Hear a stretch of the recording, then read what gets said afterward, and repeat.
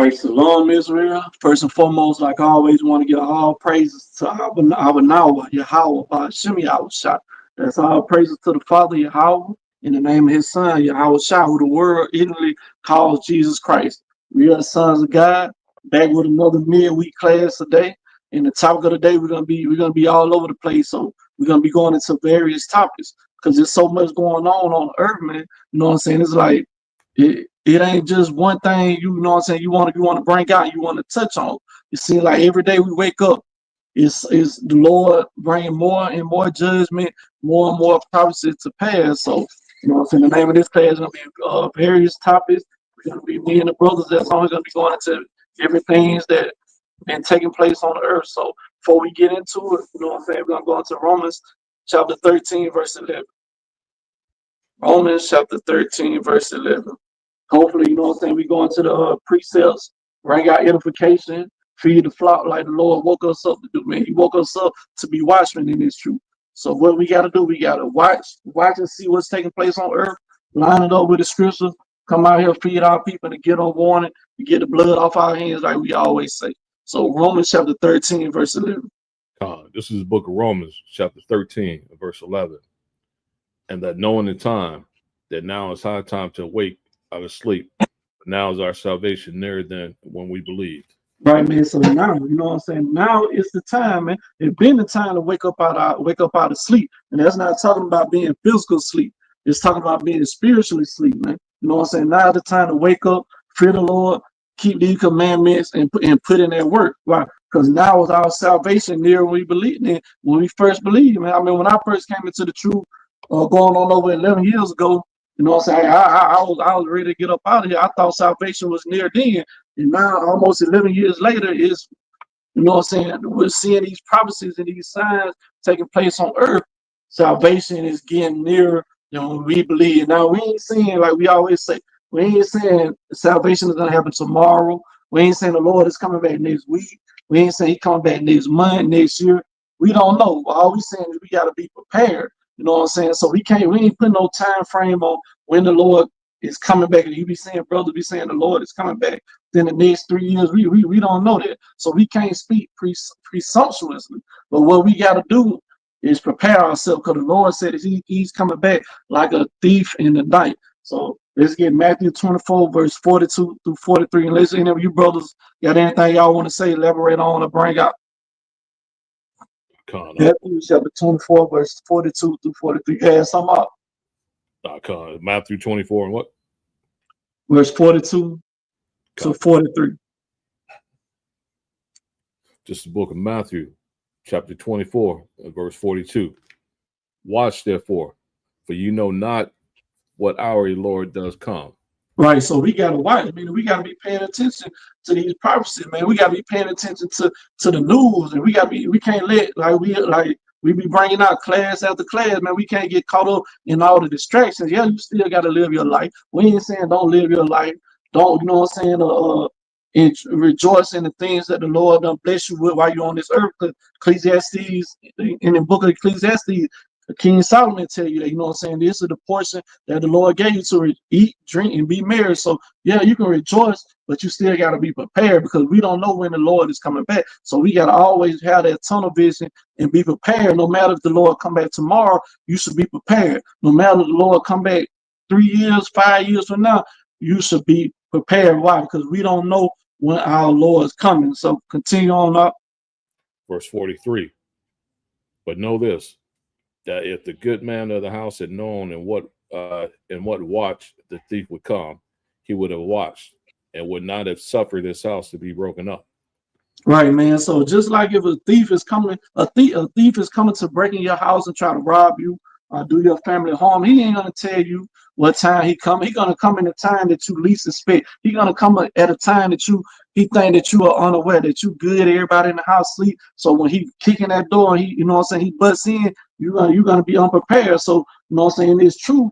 You know what I'm saying? We don't know when the Lord comes. So just like if you knew if a thief told you I'm coming to your house, to break in your house at 11:30 p.m., what you gonna do? You're gonna make sure when that time comes, you are prepared. You're prepared to stop him from breaking in, robbing you, causing harm to your family.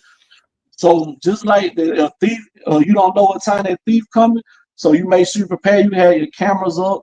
You know what I'm saying? You have your be able to get to your weapons. You know what I'm saying? Have access to your weapons, so you don't get caught off guard. So that's the same way we got to be in this truth, man. We can't get caught off guard. So we got to constantly fear the Lord, fear Yahweh through His Son Yahweh Shah, be keeping these commandments and doing the work, man. Because we don't know when, what hour that the Lord is coming back, man. And with that, man, let's bring out 2nd Esdras 9, start at verse 1, man.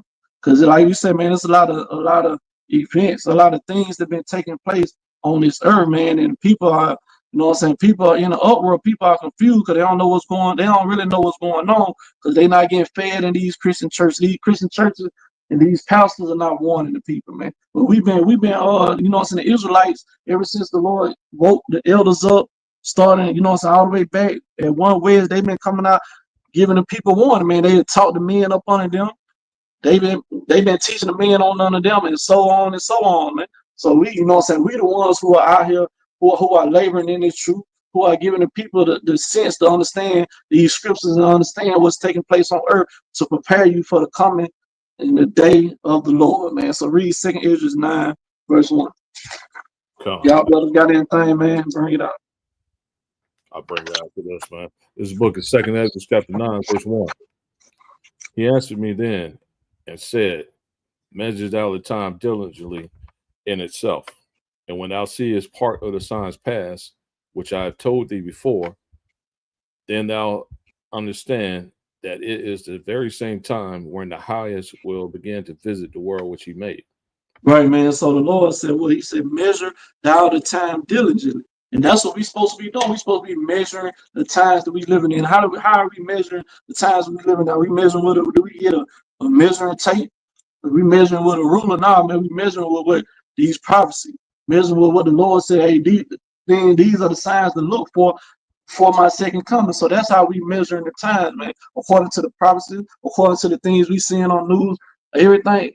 The things that's taking place throughout the four corners of the earth, man, and we got to be diligently in doing, man. We can't be slothful. We can't be lazy. We can't be making excuses, man, because the Lord is not dealing with that, man. You come to the truth, you can't be excuse-alites, man. That's what we call brothers who are always making excuses why they can't do the work. The Lord said you got to be diligently in measuring the time, man. This got to be your first priority, man. Your first priority should be feeding the flock, feeding the people, man, doing the Lord's work, man. Everything else comes secondary to this truth, man. That's the mentality and mindset brothers gotta have when they come into the truth. You ain't got that mindset, you better pray to the Lord to put that spirit on you, man, because if not, you're gonna get destroyed, like we always say. And it said, then should I understand that it is the very same time when the highest shall begin to visit the world which He made. And so continue on to verse 3. Verse 3. Therefore, when there shall be seen earthquakes and uproars of the people in the world. Yeah, that's what we seeing, man. I just read an article, man, dealing with over there in Japan. I think a couple of islands over there in Japan or whatever, man. They said they had a span of 900 to 1,000 earthquakes within the span of 2 weeks, man. So we seeing these earthquakes taking place, you know what I'm saying, all over the world. We seeing upwards of the people, man. We seeing what's going on in California, what was going on with ICE and all the people out there protesting and you know what I'm saying, being in the uproar of what happened in California, Los Angeles, and you know what I'm saying, all that Southern California area, man, to the point where, you know, Trump had to send the National Guard and the Marines on there because people are getting fed up, man, with all this deportation that, you know what I'm saying, that the King of Babylon is coming and attacking our people with. And first it started with the Northern Kingdom, and now it's moving out, shifting it to the Southern Kingdom. You know what I'm saying? Saying he was going to start deporting a lot of black, you know what I'm saying, so-called African American citizens, man. So where are we going to get deported to? Where are we going to go, man? We have no homeland right now because why? Our homeland is being occupied by imposters, man. And we ain't calling no names because you know how sensitive YouTube is, but people know who those imposters are, man. And we are the real Israelites. But now Trump, the King of Babylon, that had this alligator Alcatraz, you know what I'm saying, down in Florida, man, that he sending people to, man. You know what I'm saying? So Hey man, hey, if you don't know the times we living in now, I don't know what to tell you. And I remember when I first came into the truth, you had the first camp I was with was telling us things like this wasn't gonna happen. You know what I'm saying? 'Cause there was other camps always teaching about concentration camps, FEMA camps, and that eventually our people was gonna be getting thrown and you know what I'm saying, arrested and thrown into those different camps. In the first camp I was with, they were saying that's a lie. Don't listen to that. These things are not gonna happen. And now look what now look. Now we seeing these things happen. Now that same camp is trying to incorporate that in their teachings. You know what I'm saying? Like they've been teaching that, but they was teaching that those things wasn't gonna happen. And we can see clearly through the scriptures and what's taking place on earth that these things are happening to our people. And we're gonna pull up an article dealing with that. If Ezekiel can pull up that article dealing with alligator Alcatraz, man. So if y'all brothers got something, man, bring it up. Come, man. No, it's just interesting, man, how the things that we've been warning people about, man, is starting to come to pass, bro. And I mean, you can tell we're in the last days, bro. I mean, think about it. We pull up this article on alligator Alcatraz, man. You got ICE rounding up individuals, man, who the majority of these guys, man, we're here in the country, man, working. You know what I'm saying? Keeping the economy, man, you know what I'm saying? But you rounding these guys up, and you throwing guys like that into a facility like this, man.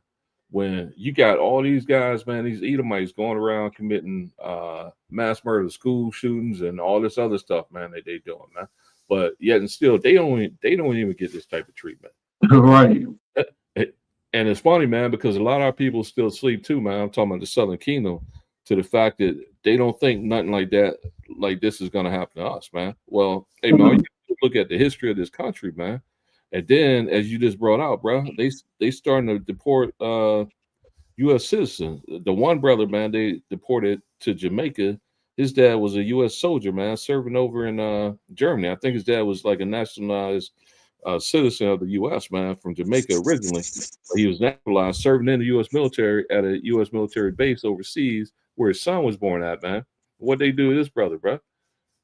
They deported him back to a place that he had never been. Right. And then they're going to start with the Haitians, I believe. Is it September or next month, man? You know, the Haitians are the Levite, man. So they're going to start with the Southern Kingdom. So everything you see taking place with the Northern Kingdom, man, is going to eventually roll down to the Southern Kingdom, man. So for all our people that's asleep, man, and thinking that this isn't going to happen to them, man, now's the time, man, to wake out of sleep, bro. Because all you got to do is look at the past, man, the history of this country, bro. And you already know, man, that they hate you here, man. When they said they wanted to make America great again, that's exactly what they're trying to do. They trying to take away your rights. Articles coming out, man, where they and we shouldn't be serving their military anyway, man, but they starting to discharge, our people, man, who get so-called razor bumps, man, from the U.S. military, from the U.S. Marine Corps, from the Army. Why, man? Because when they come down with these draconian measures, man, when they kick off this martial law, they don't want nobody in there that might be hesitant to draw down on the people. You know what I'm saying? Right. Their own people. So what do they got to do? They got to weed you out the military, man. And then they have this set up, man, so that they start with these military academies too. They don't want you to have a high position within the U.S. military or within the U.S. government. They trying to get rid of you, man. So it's only their people. Look at the Trump administration itself, man. Who you got up there, man? Except for Kash Patel, they all pretty much Edomites, man. Secretary of Defense, Edomite. The Attorney General, Edomite. Secretary of State, Edomite. All these people, man, Edomites, man. Yes, man. People that he can get, man. And that's who he want, man.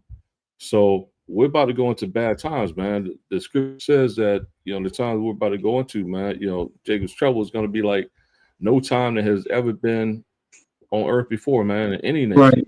I'm finna bring that out of here, that on here, man, because you got a lot of counselors teaching too. Again, they was teaching it wasn't gonna be no Jacob's trouble.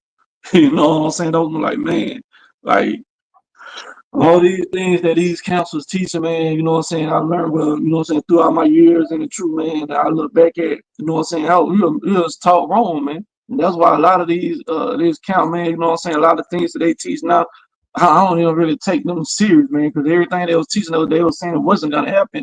It is happening.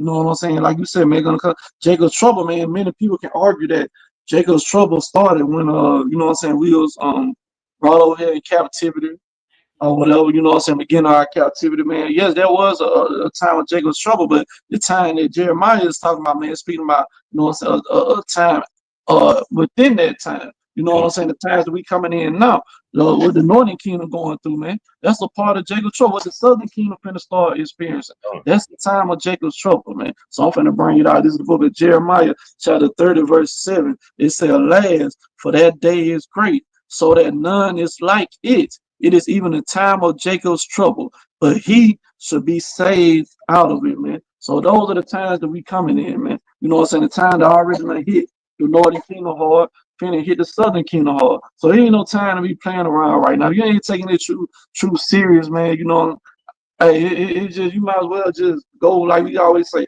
live your life or go do whatever it is you see fit to do. Cause we want to deal with brothers and sisters that take this truth serious, man. That's about this work. And they ain't got time to play no game. We all grown in this truth, man. We all coming into some serious times. So we gotta make sure you surrounding yourself with brothers, real brothers, man. Brothers that, like you said, brothers that, you know what I'm saying, gonna have your back. You don't want to be, you know what I'm saying? That's why you gotta examine everybody around you too, man. See this brother, man, this brother gonna have my back. That brother gonna have my back. Because a lot of times when you see, man, it's only gonna be a handful of brothers that really got that love for you, that really will go to war for you, that really will die for you. Like I heard another brother teaching in the class, you know what I'm saying? He made great points, man. Like you gotta want the men that King David had around him, man. You gotta want those men around you, man. You don't want no iffy, no shaky brother. You don't want no brothers around you that you gotta question and that you can't depend on, man. Because there's coming a time where we all gonna have to have each other's back, man. If you were in a camp or in a brotherhood, man, you're supposed to be, you know what I'm saying, always staying in contact, communicating with each other, man. I think Ezekiel had to, you know what I'm saying, say something about that, you know what I'm saying, earlier this week, man. You know what I'm saying? It's gonna be a time where, you know, we ain't gonna really be able to talk to each other like that. So we ain't saying you gotta call a brother every day. We ain't saying you gotta text a brother every day. But every other day, man, you should be speaking. If you ain't speaking to your brother, just a plain shalom to your brother, man. Yeah, it's something wrong with your spirit, man. But you got something you want to say, Zeke? I'm gonna bring that out in the NLT, man. Jeremiah 30 and verse 7, man. It says, in all history, there's never been such a time of terror, a time of trouble of my people. Yet in the end, they will be saved. Hey, man. So the time we're about to go into, man, these about to be terrible times, man. It says in all history. I mean, in all the history of the world, man, up to this point, there's never been such a time in history, not such a time of terror, man. And just going back to what we were saying, man, look at all the terror we went through when we were in physical captivity here in this place, man. Right. When we were in captivity in ancient Rome and Greece. But those times, man, ain't nothing compared to the time that we about to go into, man. So this is a time, man, you need to be getting yourself right, man. Stay in contact with the brother, man. You know what I'm saying? It's important, man, to stay in these scriptures, man. Get builded up, man, for these times. This is a spiritual war, man. Think about it, man. What brother wants to go to war, man, with a brother who, hey, man, the brother's gonna be afraid to fight. You know, sitting popping off, and the brother disappears on you. You know what I'm saying? That ain't the type of brother you want around. They ain't the type of men you want around you during the time of war, man. This is a spiritual war, man. I'd much rather have a brother like that stay in the kitchen with the women and cook. Right. You know what I'm saying? Go shine the shields or something, man. Because you want brothers in these last days you're gonna be able to count on, man. Brothers that you're gonna be able to know that you can depend on, man. You in this times we're not going to, and it's gonna be a time, man. You might be separate from the brothers, man. It might be just you and your family, or you might be separated, man, from even them, because the Bible said we're gonna have to be as pilgrims on this earth, man. It's gonna come a point in time, man, where, hey, man, all these amenities, all these comforts we got now with regards to, you know, the internet communication, telephonic communication, electricity, all that stuff is gonna be down, man. So then, how you gonna get a hold to a brother, man, when all hell is breaking loose? You see the uprising now, man, as the brother just brought out in California, man, with the uprising against ICE, man.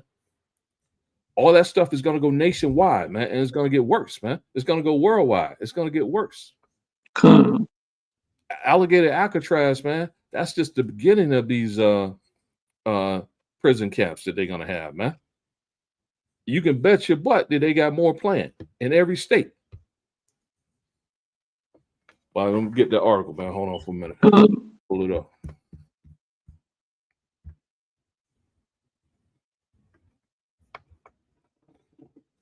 Trying to find that precept, man.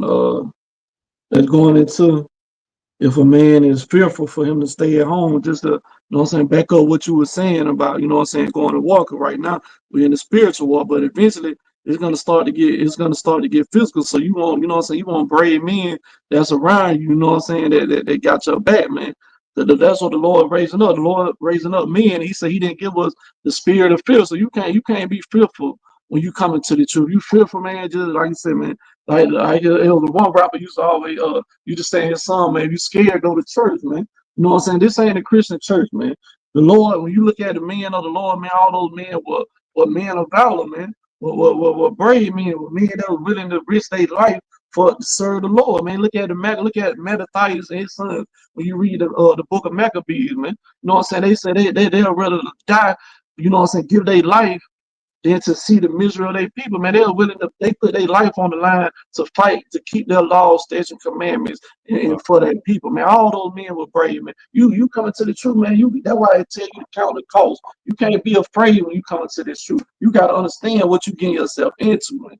Brothers think this is coming into this. It's just all about, you know what I'm saying, learning precepts. That's what I say. So you can go cut Christians and show somebody you know the Bible better than them. That ain't what this. Yeah, that's all good. You know what I'm saying? But that ain't what this truth is about, man. This truth is about making sure you prepare. You learn who you are. You know what I'm saying? So you can wake up, get salvation, and teach up people, and prepare yourself for what's about to come, man. Because like we coming into some dangerous times, man. Not the time to be playing, not the time to be joking around, not the time to be slothful, lukewarm. All that need to cease, man. You know, you need to be about the work of the Lord, man. But you got the article. Yeah, Con, I was going to say something about you, man. You know, as we keep bringing out, man, now's the time, man. Because think about it, bro. You get caught up in one of these prison camps they got, man. Ain't no telling what they're gonna be doing to you in there, man. They're now spiritually and mentally for what you may have to go through. If you wanted brothers to get caught up in there, man. If you wanted brothers to get martyred, man. You know what I'm saying? Howard Shah said that John the Baptist was the greatest prophet, man. Look what happened to John the Baptist, man. He got put in prison and beheaded, man. So you may have to put that in your mind, bro. That might be you. Because none of us greater than John the Baptist, man. Well, man, you got some brothers, man, that continue to say. That's why I said, man, something be coming out these counts mouth, man. You know what I'm saying? It's just laughable, man. You got brothers saying John the Baptist wasn't in the truth. He wasn't in the truth, man, because when he was in prison, he sent his disciples to ask the Lord, was he the Messiah? Was there? Did they need to look for somebody else to come? Man, that man just had a weak moment, just like everybody else doing this truth, man. You mean to tell me can't no brother in this truth? I don't care what they say, how mighty and strong they try that. Can't no brother ever tell me that he didn't never have a weak moment in his truth, man. John the Baptist, he just got weak, man. You know what I'm saying? Like that mean he's not. That mean he wasn't in the truth, man. You sound ridiculous by saying John the Baptist wasn't in the truth. But then you teach that he was Elijah, which the Bible teaches that, so you correct on that. And then Yahweh said he was going to come again and turn the children's hearts back to the fathers. So he's not in the truth, but he's waking people up, coming again for the Messiah's second coming and turning people back to their nationality. That makes absolutely no sense with these brothers saying by saying John the Baptist wasn't in the truth. And the Lord said, out of all the women born, the prophets born of women that had not risen a greater prophet than John the Baptist, man. Why are you gonna say this man wasn't in the truth? This man is greater than your leader that you worship. You know what I'm saying? We know you worship. Guess what? John the Baptist is better than him. So how dare anybody, man, be so prideful enough to speak and say prophet is greater than John the Baptist? Say about Yahweh Shai himself wasn't in the truth, man. You sound straight up ridiculous, man. But yeah, go ahead. All right, this is an article from CNN, man. Alligator Alcatraz. What to know about Florida's new controversial migrant detention facility. It's dated July 2nd, 2025. Says, yeah, hold up. Before you get into let me go ahead before my this is fresh by the back of what you had said about anybody that's fearful, just stay back. There was a law given about anybody that's fearful or faint heart. This is the book of Deuteronomy, chapter 20, verse 8. It's saying the officers should speak further unto the people, and they should say, what man is there that is fearful and faint hearted? Let him go and return unto his house, lest his brother's heart faint as well as his heart. So that right, man. So you fearful? You know what I'm saying? That spirits jump on people. You think spirits don't jump on people, man? You are crazy. The Bible speaks about that. You know what I'm saying? You with his brother, man. He sent out there, y'all at war, man. You brave, you ready. And he sent out there, bro. Hey, what if this happen? You know what I'm saying? He putting doubt in your mind. Now you done got that spirit on you. Now you was once brave. Now you done got scared, man. And then now you talking to another brother. And then that's why, man, hey, you gotta rebuke that spirit. Just like slothfulness, man. You hang around a brother that's slothful, guess what? Eventually you gonna get slothful too. You know what I'm saying? That's why you want to always be around brave, brother. You want to be around brothers that's on fire. That's why I always try to stay in communication with. I always try to surround myself with, man, brothers that's gonna be on fire, that's gonna hold me accountable, because that fire that they on, guess what? It's gonna have me on fire too, man. That braveness that they got, guess what? That brave is gonna have me brave too. But if you constantly talking to a brother that's fearful, a brother that's slothful, eventually that slothfulness is gonna take a hold of you too. But go ahead with that. come on, man. Says deep in the marshy wetlands of Florida, the Florida Everglades, less than 50 miles west of President Donald Trump's resort in Miami, sits the latest battleground in his administration's immigration enforcement efforts, a makeshift detention facility dubbed Alligator Alcatraz. Man, it takes some evil stuff, man, to think of something like this, man. And just knowing the history of these guys feeding, using our Gator bait. Gator bait, right. You know what I'm saying? People don't even, like you said, man, people don't even know the history of that, man. You know what I'm saying? Go back into when they had us in chains, how they used to want to get the skin out the alligator, whatever. They used to use our children as that gator bait, man. That's where you get that saying from. But people don't even know their history. And now they put our people in this detention center, this another form of a prison, and surrounding it with gators, man. And let me bring that out in Revelation 2:10, because it was already prophesied that they was going to be, that these Edomites, Esau, the so-called Caucasian, was going to be doing this to our people. It said, Revelation 2 verse 9, I mean, Salakia, 2 verse 10, it says, fear none of those things which thou shalt suffer. So that goes again, man. The Lord telling us don't fear. The Lord don't want nobody being fearful in his truth.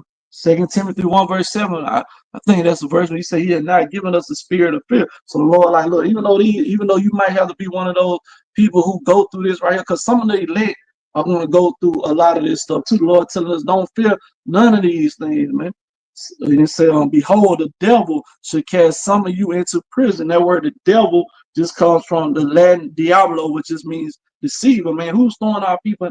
When you look at these prisons, man, who is throwing our people in these? Who own these prison systems? That's who the devil is. The Caucasian. Who's throwing our people in these concentration camps and these FEMA camps and these alligator Alcatraz? Goddamn Edomite, man. That's who the devil is. Devil just means deceiver. This is not talking about the spiritual. Yes, it's a spiritual being, Satan or the devil, whatever. But who is his people? His chosen, his so-called chosen people that he used to work throughout the earth to push his you know what I'm saying, agenda on the earth.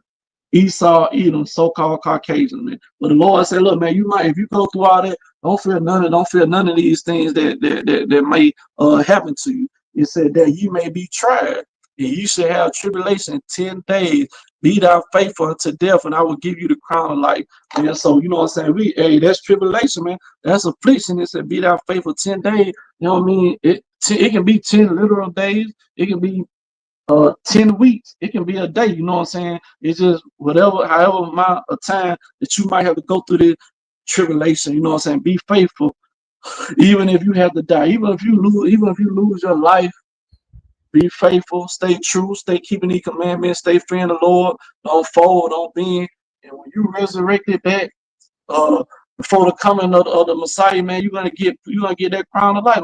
Messiah himself said, when you read in the book of Esdras, man, he's gonna put crowns upon your head, man. So you know what I'm saying? Hey, that's what we got to look forward to. We got to look forward to, you know what I'm saying, receiving salvation, not going through that second death.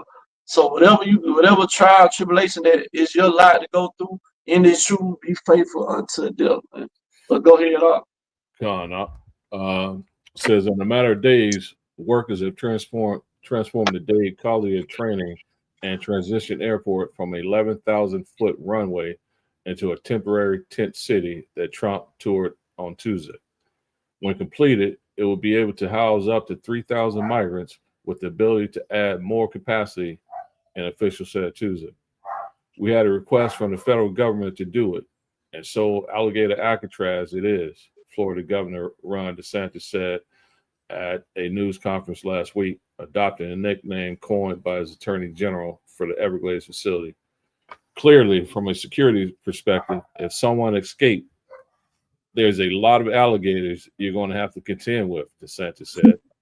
No one is going anywhere once you do that. It's as safe and secure as you can be. But Republicans are touting it as a low-cost facility fortified by Mother Nature. The project has already sparked a backlash, not only from immigrants' rights activists and environmentalists, but also from members of the state's indigenous communities who see the project as a threat to their sacred lands. Man, just go back, man. They got worse people than this who are in the U.S., man. A lot of who are homegrown. I'm talking about them domestic teas, them Edomites, man, who would go around and commit mass murders, school shootings, shooting up churches and all types of stuff, man. The people that they decide to put in here are migrants, man. A lot of whom don't got criminal records, man. You know what I'm saying? Don't got criminal records. They're trying to, they believed in the American dream, man. Coming over here and making it, came over here, try to work, make something, provide for their family. They get scooped up. Now they surrounded by alligators, man. Right. I mean, this is. Go ahead, Up. No, you go ahead.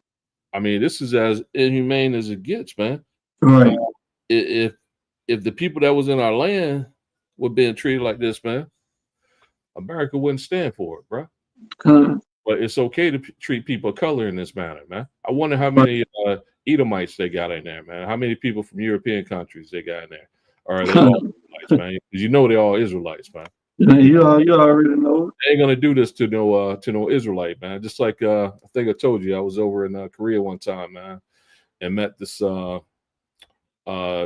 Airman, and he was telling me, man, why he decided to stay in Korea, man. Basically, he said that because after the war, he came back home, man, and to the U.S. and the POWs they still had here, man, were getting better treatment than what our people were receiving, man. So he went. So I know darn well they don't have no Edomite in this facility, man. If he is, he the fucking overseer, but he ain't no president of this facility, man. But it just goes into, man, this is what they ultimately want to do to us, man. Because really, who they coming at is the brothers out teaching this truth, man. You know what I'm saying? Right. So this is Wisdom of Solomon, chapter 2, man. This is why you got to be in the mindset, man. You gotta prepare yourself both spiritually and mentally, man, for what you might have to undergo, man. So this is Wisdom of Solomon, chapter 2, and start at verse 17. It says, "Let us see if his words be true, and let us prove what he should be." Back up. No, verse 17. "Let us see if his words be true, and let us prove what shall happen in the end of him. For if the just man be the son of God, he would help him and deliver him from the hands of his enemies.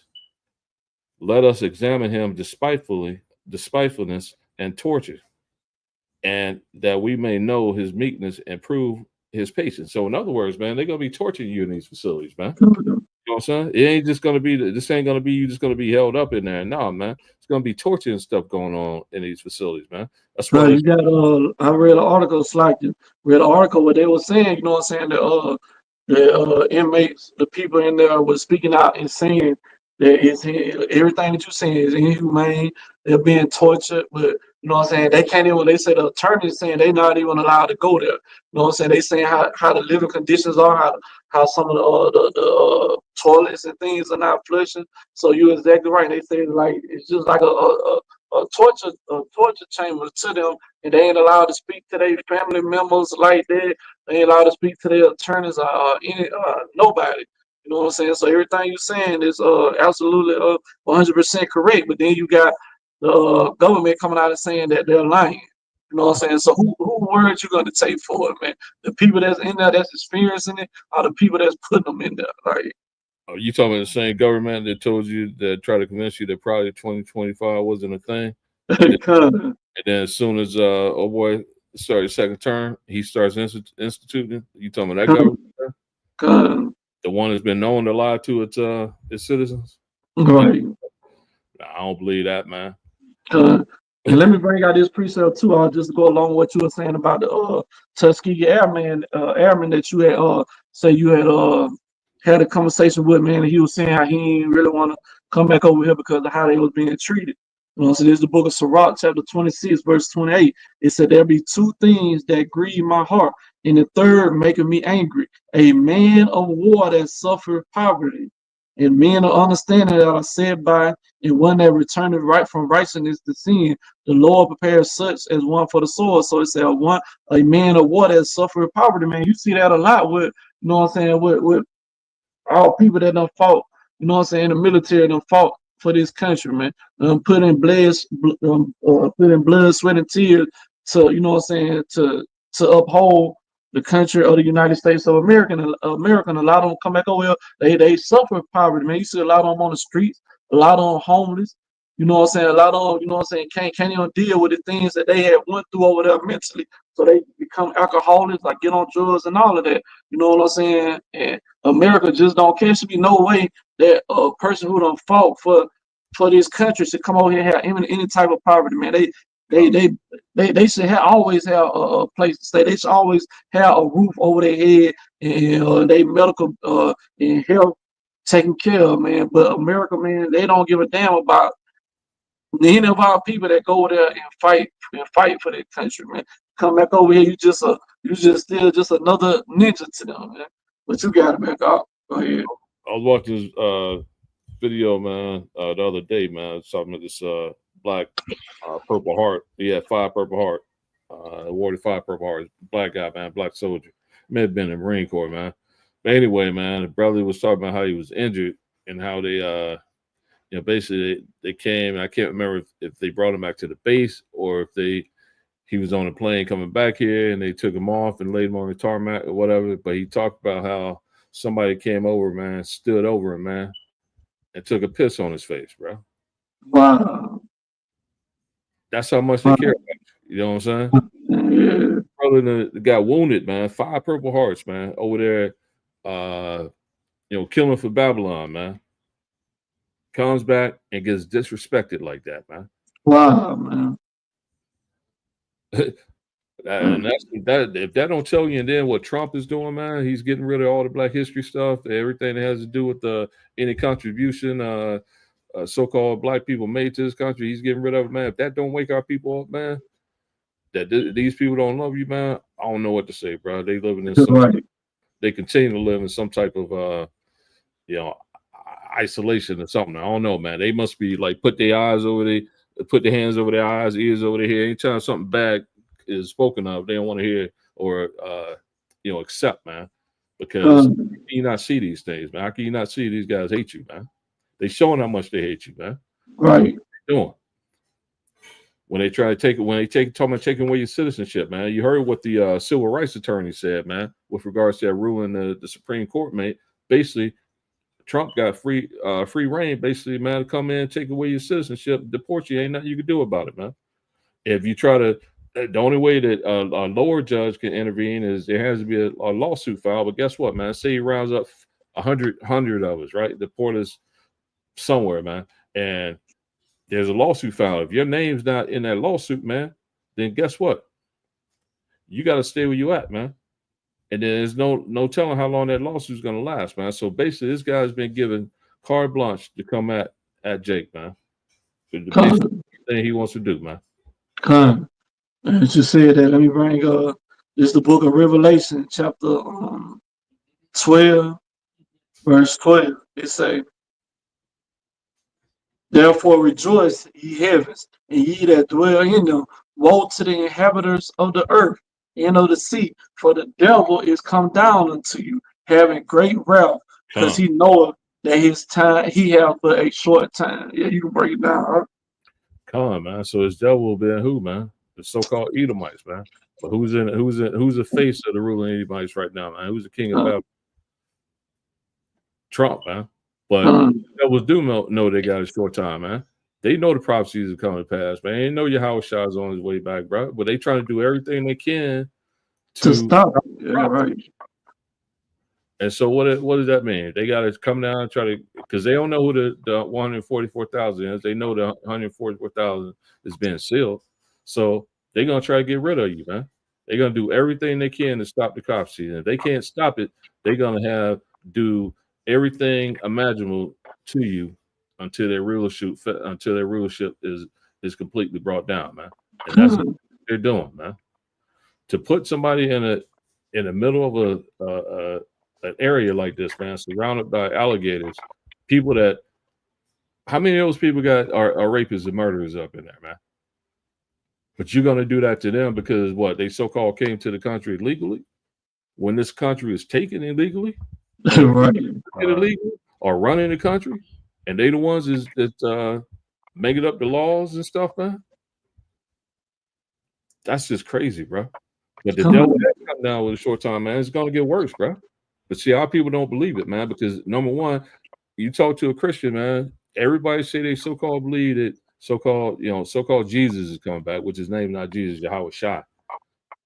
But they don't never think there's going to be during their lifetime, man. Yeah, no, man. They were talking about this like long a while ago, but the prophecies are lining up in our lifetime, man. It had to be in somebody's lifetime. Why not your lifetime, man? Right.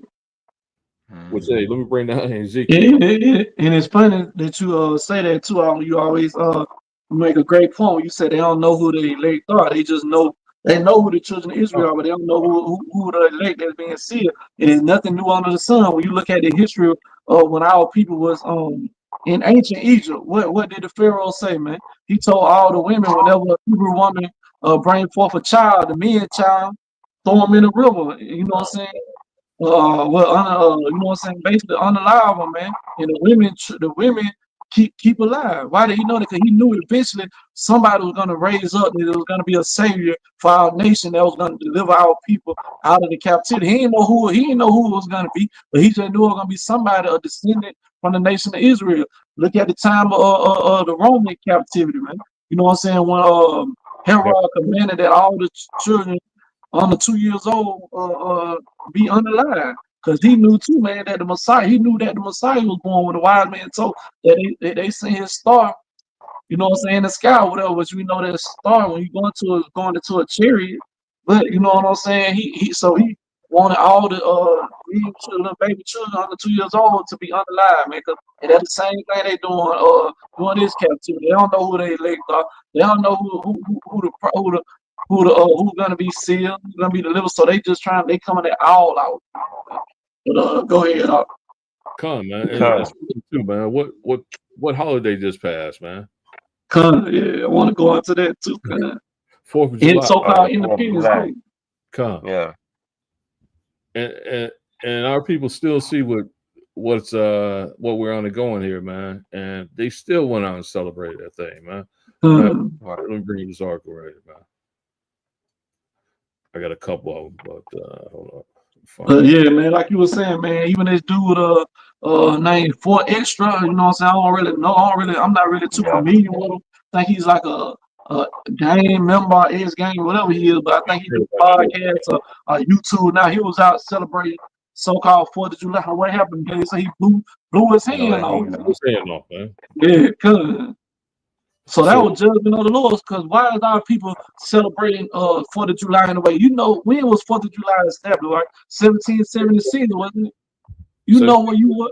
You know where your black behind was doing 1776, man. You know where our people were. We was in captivity, which we still are in captivity, but we were really in captivity. You know what I'm saying, 1776, because it wasn't until the 1800s when they so-called released us, man. So why are 65. we celebrating Independence Day? Well, you wasn't independent. Your black behind was still a slave, still on the plantation picking cotton for master. So now why you out celebrating the so-called white man independence, man? That's him being independent, breaking off from the 13th colony from Great Britain, man. That has absolutely nothing to do with black, Hispanics, and Native Americans. But because we want to be like the people that got us in captivity, the people that's ruling over us, we celebrate holidays that have absolutely nothing to do with our people, man. You got it. Con, did you have something to say, Yeshai? No, I was just gonna back up what our Gideon was talking about. They really don't know who the elect is. You know what I'm saying? Even we don't. You know what I'm saying? But Uh, um, you know, they try to weed us out because I mean, okay, so you don't know who the elect is, right? But you know who out there trying to wake the people up. So that's who they Right. coming for. They coming yep. for the watchmen. You know what I'm saying? And it says in Ezekiel 3:17, it says, Son of man, I have made thee a watchman unto the house of Israel. Therefore, hear the word at my mouth and give them warning for me. So the Most High told us to, you know what I'm saying, wake our people up, to warn our people. But, you know what I'm saying, our people so ignorant and they got such a stronghold on them, you know what I'm saying, when it comes to this Christian religion and all these, you know what I'm saying, the man-made holidays, it's like, you know what I'm saying, that's all that they know. And then, like you brought out earlier, you know what I'm saying, with everything that's going on, and it's only targeting our people. If our people wasn't if our people wasn't even important at all, they wouldn't even be worried. They wouldn't even be worried about us. Huh. You know what I'm saying? But the fact that they know who we is, and even our people don't even know who we is. You know what I'm saying? And all the attention is on Right. our people, and that's not enough to just make you think. You know what I'm saying? Like, why us? You know what I'm saying? Why us? Like, you should ask questions. You know what I'm saying? But people, they don't ask questions. You know what I'm saying? And they let this so-called this government that we under control them with fear and everything. You know what I'm saying? They feel like, okay, they blessed to have, which we all are blessed to have whatever we got. But our people need to wake up and understand that the devil can bless you just like God can. And you know what I'm saying? We've been blessed with what we have, you know what I'm saying? No matter who it from. But at the end of the day, our people letting it distract them, take their mind off what we should really be focusing on. And Right. then, you know what I'm saying, we in a way, you know what I'm saying, we spoiled because shit, you know what I'm saying, we have stuff that a lot of people don't have. So when the time for them to rip it out of our hands, like we ain't got it no more, our people ain't gonna be able to function. We're gonna be killing each other, taking from each other because we no longer have what we had. Con. So, you know what I'm saying? Our people, it's time for us to wake our people up, and we've been trying to wake our people up. It's time for our people to wake up. You know what I'm saying? And that's what we're trying to get into right now. It's like Right. us being the watchman. You know what I'm saying? This the time that we under, and these are the people that they gonna come for us first, the watchmen, because we are the ones trying to wake our people up. We trying to shake our people up, like, and that's what it's all about. But it's on our people to you know what I'm saying? Cause like Doc said, shit, if they get about 100 of us, like, and we not able to spread the truth or nothing like that, then our people just gonna be like Walking Dead. It's over with. Like, we're not able to, you know what I'm saying, say they're not able to get this knowledge from us no more. And then pretty soon they're gonna be taking it out the internet. Con. Whatever we put up there, they taking it down, they blocking it, and they locking us up, they throwing us away and stuff like that. You know what I'm saying? But that's also another scare tactic, you know what I'm saying? Yeah, yeah, it says in the Bible that some of our people be getting thrown away and stuff like that. But at the end of the day, that don't mean, you know what I'm saying, you let that happen. You know what I'm saying? If it happened, then it happened. If you can't do nothing about it, you just can't do nothing about it. But I know I ain't speaking for everybody else, but for me, I mean, if I can fight, I'm fighting. I'm not finna. No. If I got my sword on me, I'm using it for real.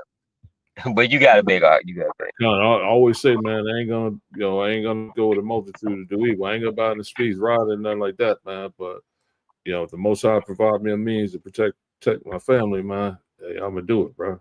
All right. But this is going into, man. So I'm gonna get Proverbs 3:31 right here. I already had all. That's the next one I'll bring now. I read it. The book of Proverbs, chapter 3, verse 31. Envy thou not the oppressor, and choose none of his ways. Come, man. So envy not the oppressor, choose none of his ways, man. The 4th of July is the way of our oppressor, man.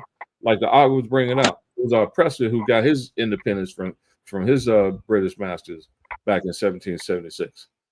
Our black behinds are still in captivity, man. And knowing what we know about regeneration, you may have been one of those. You may have been back in captivity during that time frame. So how is it that you're gonna go celebrate his independence? You didn't get no freedom from that, man. This man is still oppressing you, man. Everything to keep his foot on your neck, he's doing it. All right. He don't give nothing about your independence, man. And this is an article. But before I bring this article out, man, I because it's something that we always were taught to do, at least in school when I was growing up, man, is the Pledge of Allegiance, man. Right. Here, let me bring this up. Because you're right too, man. If I can add to the scripture, man, when it say envy thou not the oppressor, like I was saying, who's oppressing us, man? And who do we? And when you go into that word oppressor in the Hebrew, is man. So what do we call when we being oppressed? We feel like, you know what I'm saying, the system got their foot on our neck and our back. What we always say, you know what I'm saying, we as black people, man, the man, bro, like, man, what's wrong with you, good, man? It's the man, you know what I'm saying? Hey, showing you, man, that these scriptures, man, you know what I'm saying, we gotta bring them to light to our people. We know we as a people, we always said that. I know during my time we were growing up, man, the man got me, bro. We knew who that man was. He was talking about. We knew he wasn't talking about no black man. We knew he wasn't talking about the Chinese man. We knew he wasn't talking about the African man. Whenever we said the man giving me head, we knew that we was talking about these Caucasian men. Why? Because that's who's oppressing us right now. That's who's been oppressing us for 500 years, man. But you got to back up. Come, man. Don't Herbie Hancock and I forgot who else, man. I got a song out called Future Shock, man. Got to stop the old man from messed up. Right. What are you talking about, man? They talking about Esau, man. What man is messing up the land, man? Esau, bro. When the Northern Kingdom was over here, man, the land was flourishing. Esau came over here. What happened, man? He started destroying the land, man. Right. So that's who it's talking about. That's who the oppressor is, man. But this is something, man, we had to say in school. I remember every day growing up, man. And so it basically is indoctrinating you, man, and making you a slave to the system, man. Because you taught from an early age to give your loyalty to this, man. But if you read it, it says, and we're just gonna go into certain words in it, man. It says, I pledge allegiance to the flag of the United States of America and to the republic for which it stands, one nation under God, individual with liberty and justice for all. Now we know by reading this, that ain't exactly what they meant, man. Because justice for all, man. You know what I'm saying? It ain't liberty for all. Liberty is what, man? Liberty goes into here. I got it right here, man. Liberty goes into a state of being free within society from oppressive restrictions imposed by authority on one's way of life, behavior, and political views. So we know they weren't talking about us, man, because we've been oppressed ever since we've been here.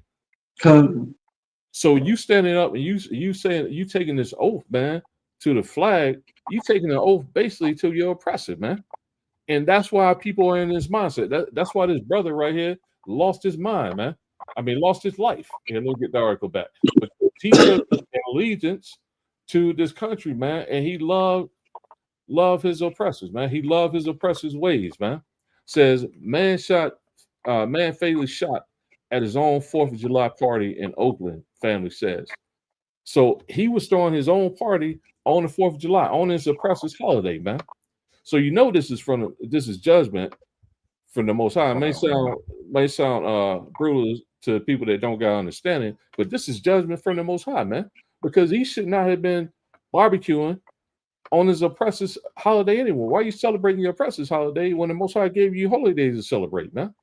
Hold up. Oakland, California. A man was shot and killed at his own 4th of July party in Oakland by a partygoer who was considered a close friend, according to the victim's family.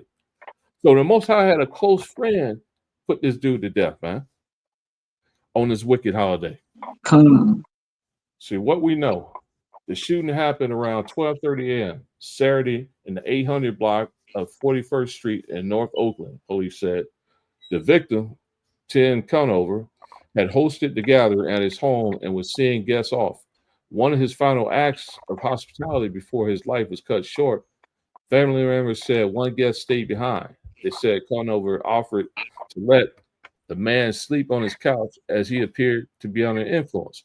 So this dude was trying to do what he considered a good deed, man. Somebody had too much to drink or whatever, and maybe he was doing something else. They said under the influence. I'm just going to say assume it's alcohol. It could have been something else. So this dude was doing a so-called good deed by letting this dude sleep on his couch, letting him stay over there and sleep it off so he don't go out and get in an accident or kill somebody else. Says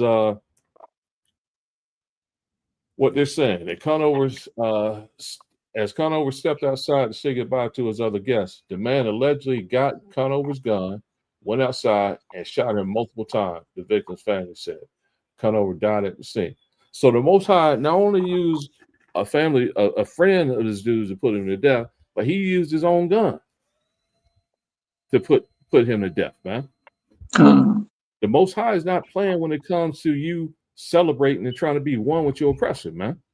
What the scripture says, I'm read it again, man. Envy thou not the oppressor and choose none of his ways. The 4th of July is not for us, man. It never will be, no matter how much you try to clean it up, man. You can't clean it up, man. This is not our holiday. The Most High gave you holy days to celebrate. But yet, we want to choose, we want to be like our oppressor, man. Why? Because our oppressor right now has all the power. Right. You figure if you snuggle up to him, man, you be good. He pat you on the head, man, and everything else that he's doing to all your other people, man, he ain't gonna do to you, man, because you trying to be like him. Man, damn about you, man. You know what I'm saying? He don't care about you kissing his ass. Matter of fact, man, I'll be honest with you. I hate ass kisses. Somebody was Me too. I hate ass kissing, man. Right. So just because you trying to kiss this man's ass by trying to be like him, man, don't mean that you ain't gonna suffer the same fate as everybody else when he comes down. But in this particular case, man, the Most High had this dude put to death, man. Because what his scripture says, man, nobody perishes being innocent, right? Right. So this dude wasn't innocent when he got put to death, man. He was doing something that he should not have been doing, was celebrating his oppressor's holidays. The Most High used a friend and had the friend get the victim's gun and use it on him, man. Now, let me bring out this precept for y'all. Go ahead, up. The book of Matthew, chapter 24, verse 12. And because iniquity shall abound, the love of many shall wax cold. Come on, man. So this dude didn't give a damn about this boy trying to about the victim trying to show him goodwill, man. By the fact he invited him over to his house for a barbecue, for a party or whatever. The fact he was letting him sleep it off on his couch, man. He didn't give a damn about it, man. None of that even crossed his mind, man. The Most High put on his mind to take this boy's life, man. How could you have love for you? I don't know how long they've been friends, but how could you have love for this dude, man, if you fucking get his gun and go outside and shoot him, man? What does this dude do? It seems like by reading this article, I'm sure there's another side of the story that it seems the guy was just showing him goodwill. The victim was, man. Man, you can't trust. It's funny because you can't trust nobody, man. So-called friends and all that, man. Hey, man, you be careful, man. You know what I'm saying? Because like the times we living in now, man, ain't no such thing as a friend. If you find a friend, a true friend, man, you better hold on to a brother that you know got your back through thick and thin. A brother that you know If you fall and lose everything, that brother gonna be right there to help you get back up and get on your feet. That's a true friend. But now you just can't trust nobody. You can't trust people around you. You don't know. You have your friend. He looking at your woman. He want to be in your woman face, talking to your woman all the time. Like, hey, bro, you know what I'm saying? Like, you gotta be careful who you call your friend in these times, man. Even family members. And like the scripture we just brought out, man, said the love of many should wax cold. Man, I was reading a lot of articles about, you know what I'm saying, what is one woman, I think she had like 2 or 3 sons, and she unalived all 3 of them. Man, you can't trust, man. It is the love of many is truly waxing cold. You can't trust your parents, and these certain parents, you can't trust your brothers and sisters, your cousin, your auntie, man. You don't never know who plotting against you or who really jealous and envious against you. You just gotta. That's why, man.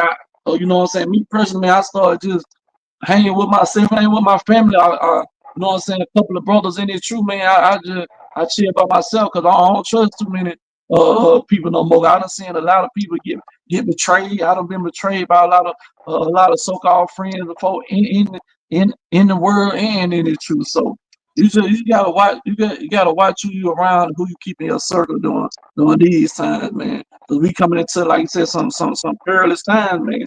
And the love of many is waxing cold, just like the scripture says, just like the brother just read in the article.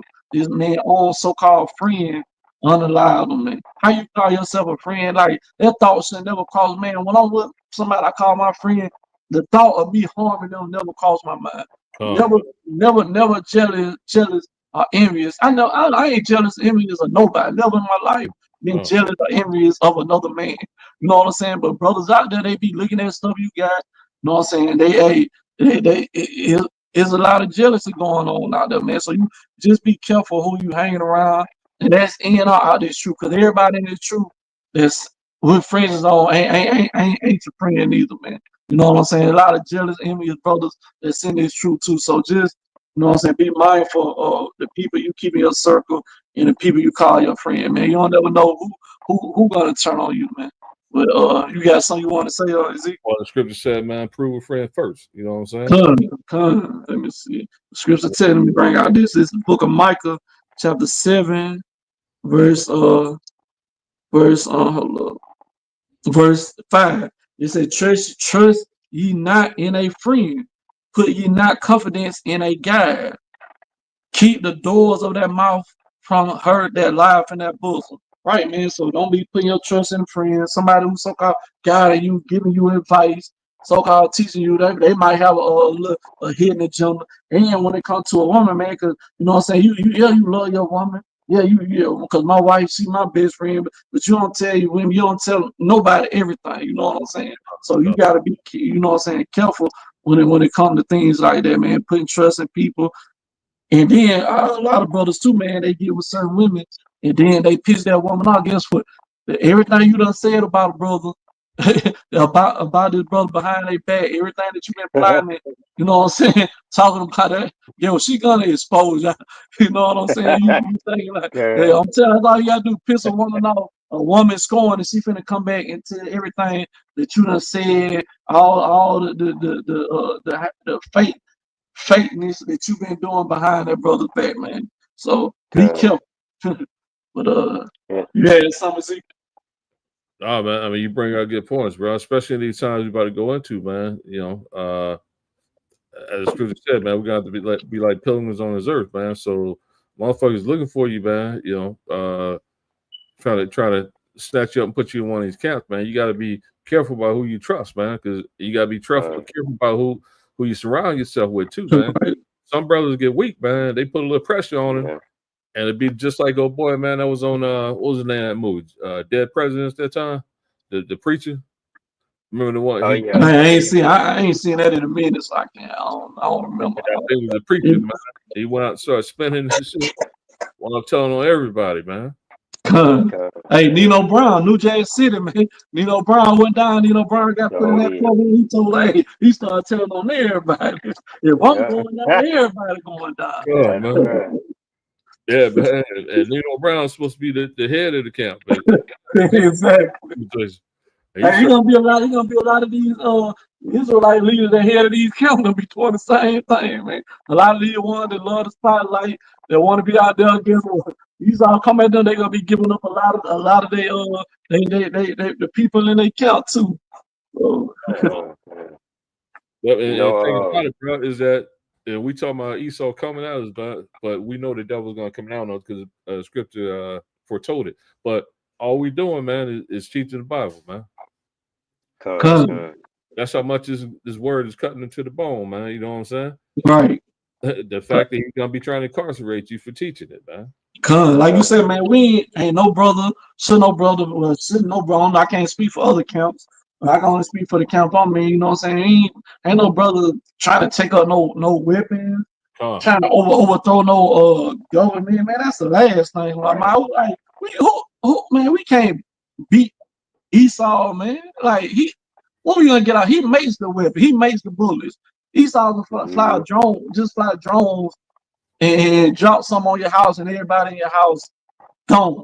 Esau got things, technology, he can see through your house, see everybody that's in your house, what room you in, everything. Like you can't defeat this man. His blessing was the weapon. So we're not gonna be able to defeat. Only thing we doing, like I said, we ain't doing nothing illegal. We ain't doing nothing against the government. We just exercising our freedom of speech. We just teaching the Bible. This country claim to be a Bible based nation, right? So that's all we doing. We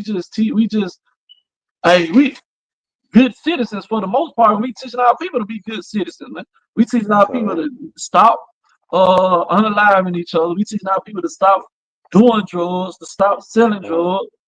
Teaching our people to, you know what I'm saying, to work, take care of your family. So you should love people like us, you know what I'm saying? Because we basically, you know what I'm saying, bringing down the crime rate, you know what I'm saying? right. I'm trying to keep the order.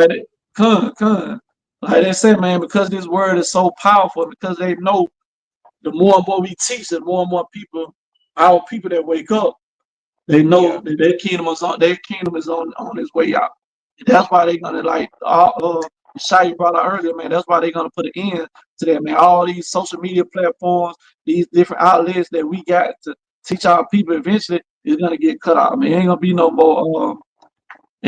more ways that you can hear the truth, because then that's when we're gonna know that the elect, all the elect been sealed.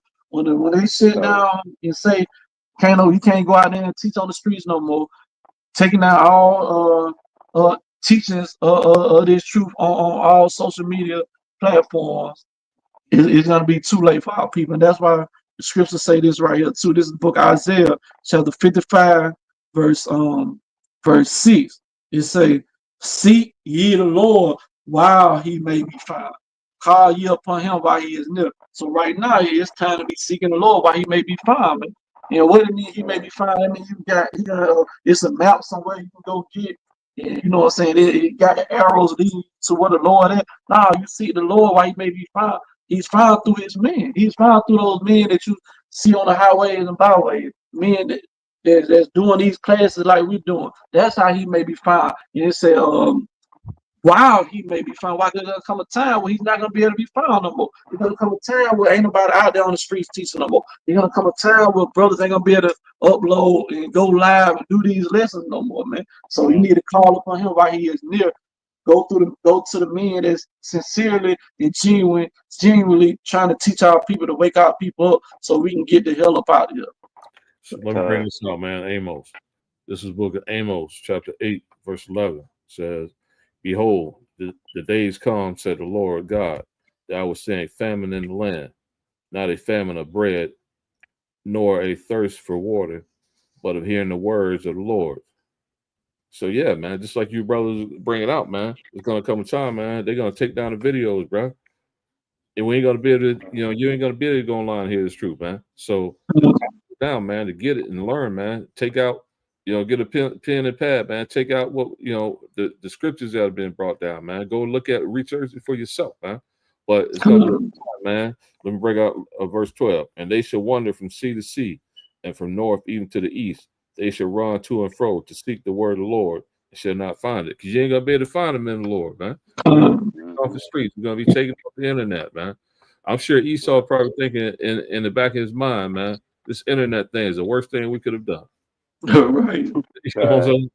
Because this internet is allowing the word of the Lord to spread faster than anything, man.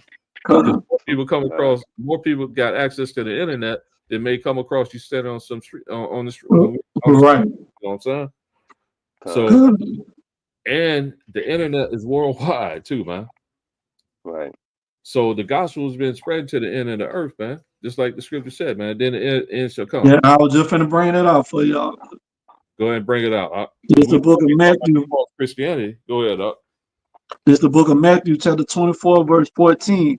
And this gospel of the kingdom should be preached in all the world for a witness unto all nations, and then should the end come. And what's the gospel? Is that Yahweh Shah was sent to redeem his people, the so-called blacks, Hispanics, and Native Americans. And we are the people of the Lord. And that this Bible is only for us, man. We the only ones going to get salvation. Salvation is not for everybody, man. Like Christian church teach you, man. Exactly. It's not universal, man. The only thing that makes it universal is that Israel was spread into all nations, man. The gospel must be preached to all nations because we were scattered to the four corners of the earth, man. But just because the gospel being preached to the four corners, man, it don't mean it for everybody. It's only for Israel, man. That's right. So, I'm gonna bring that out because I mean you had brought out a good precept too for this verse right here. This John chapter 7, verse 35. It said, then said the Jews among themselves, whither will he go, that we shall not find him? Will he go unto the dispersed among the Gentiles and teach the Gentiles? So Israelites were dispersed among all nations. Like you said, that's why the gospel had to go out to all nations, because our people that scatter amongst these other nations, they need to hear the truth, and the elect are gonna eventually wake up. You know what I'm saying? Well, they will wake up to this truth. And Ezekiel, bring out that precept. You have Lamentation 2. Yeah, Lamentation 2. And these Gentiles showing you that, man, these Israelites that were dispersed throughout the other nations, they were called Gentiles, man. So you read about the Gentiles getting salvation in the so-called New Testament, because you know Christians like to say these Gentiles are everybody. When you go to Gentile, it just means nation. Gentile can be Gentiles, heathen, people, nations, all mean the same thing. These Gentile, you got two sets of Gentiles. You got the Gentile Israelites that's in a Gentile state of mind, that's following after the ways of the other nations, and then you got the natural born Gentile. But the Gentile that can receive salvation are those Gentiles that are following after the ways of the other nation that were Hellenized in the Greek customs and that. So bring that precept out, Ezekiel. This is the book of Lamentations, chapter 2 and verse 9. Says, her gates are sunk into the ground. He hath destroyed and broken her bars. Her king and her princes are among the Gentiles. And so, man, go ahead. Man. So that right there telling you, man, that our people were amongst the Gentiles, man, living like Gentiles. Those of us here, we were Gentiles, man, because we was in a Gentile state of mind here in America. You know? What we were taught, growing up, that we were Gentiles in the Christian church, man. We were doing everything that everybody else was doing here in America, man. Going to church on Sunday, celebrating these holidays, Thanksgiving, Christmas, 4th of July, and all that stuff, man. We were living like Gentiles, man. So the Gentiles who is mentioned in John 7 and 35, man, when it says, then said the Jews among themselves, whither will he go, that we should not find him? Will he go into the disperse amongst the Gentiles and teach the Gentiles? Those Gentiles that being referenced, man, are the scattered Israelites, man. Right, man. And when we come into these hard times, man, like the scripture say, gonna be a famine of the word. You know what I'm saying? But it's also gonna be a famine, shortage of food. But what we gotta have during those times, man, we gotta have faith. And I just want to go into some scripture of Elijah. You know what I'm saying? How the Lord took care of Elijah, because Elijah was one of his elect men. So if you are the elect, you ain't gonna have to be the best hunter out there, the best fish. If you are the elect, the Lord is gonna make sure you eat during those times. Let's bring out a perfect example of that. Somebody bring out that 1 Kings chapter 17, 1 through 9.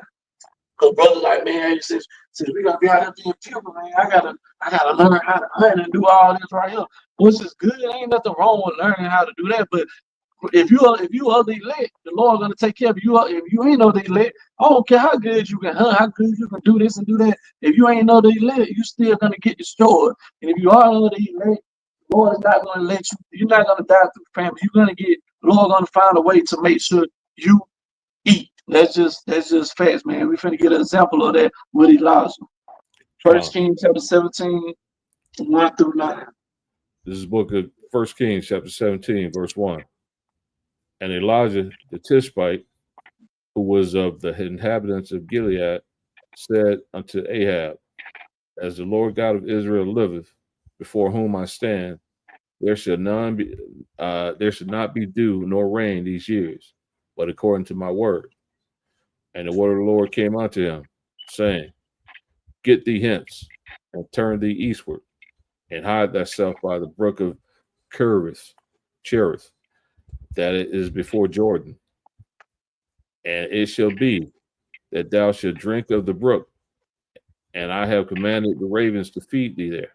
So the Lord said He commanded the ravens to come and feed Elijah. So Elijah he didn't have to go out and hunt no food, no deal, nothing. The Lord made sure He used His animal, His creation, to come and feed Elijah. And I just want to give a personal testimony. One time, me and brother Gabar was out there teaching one week. We was out there teaching, man, one Sabbath, and it was scorching hot, man. It was over 100 and some degrees.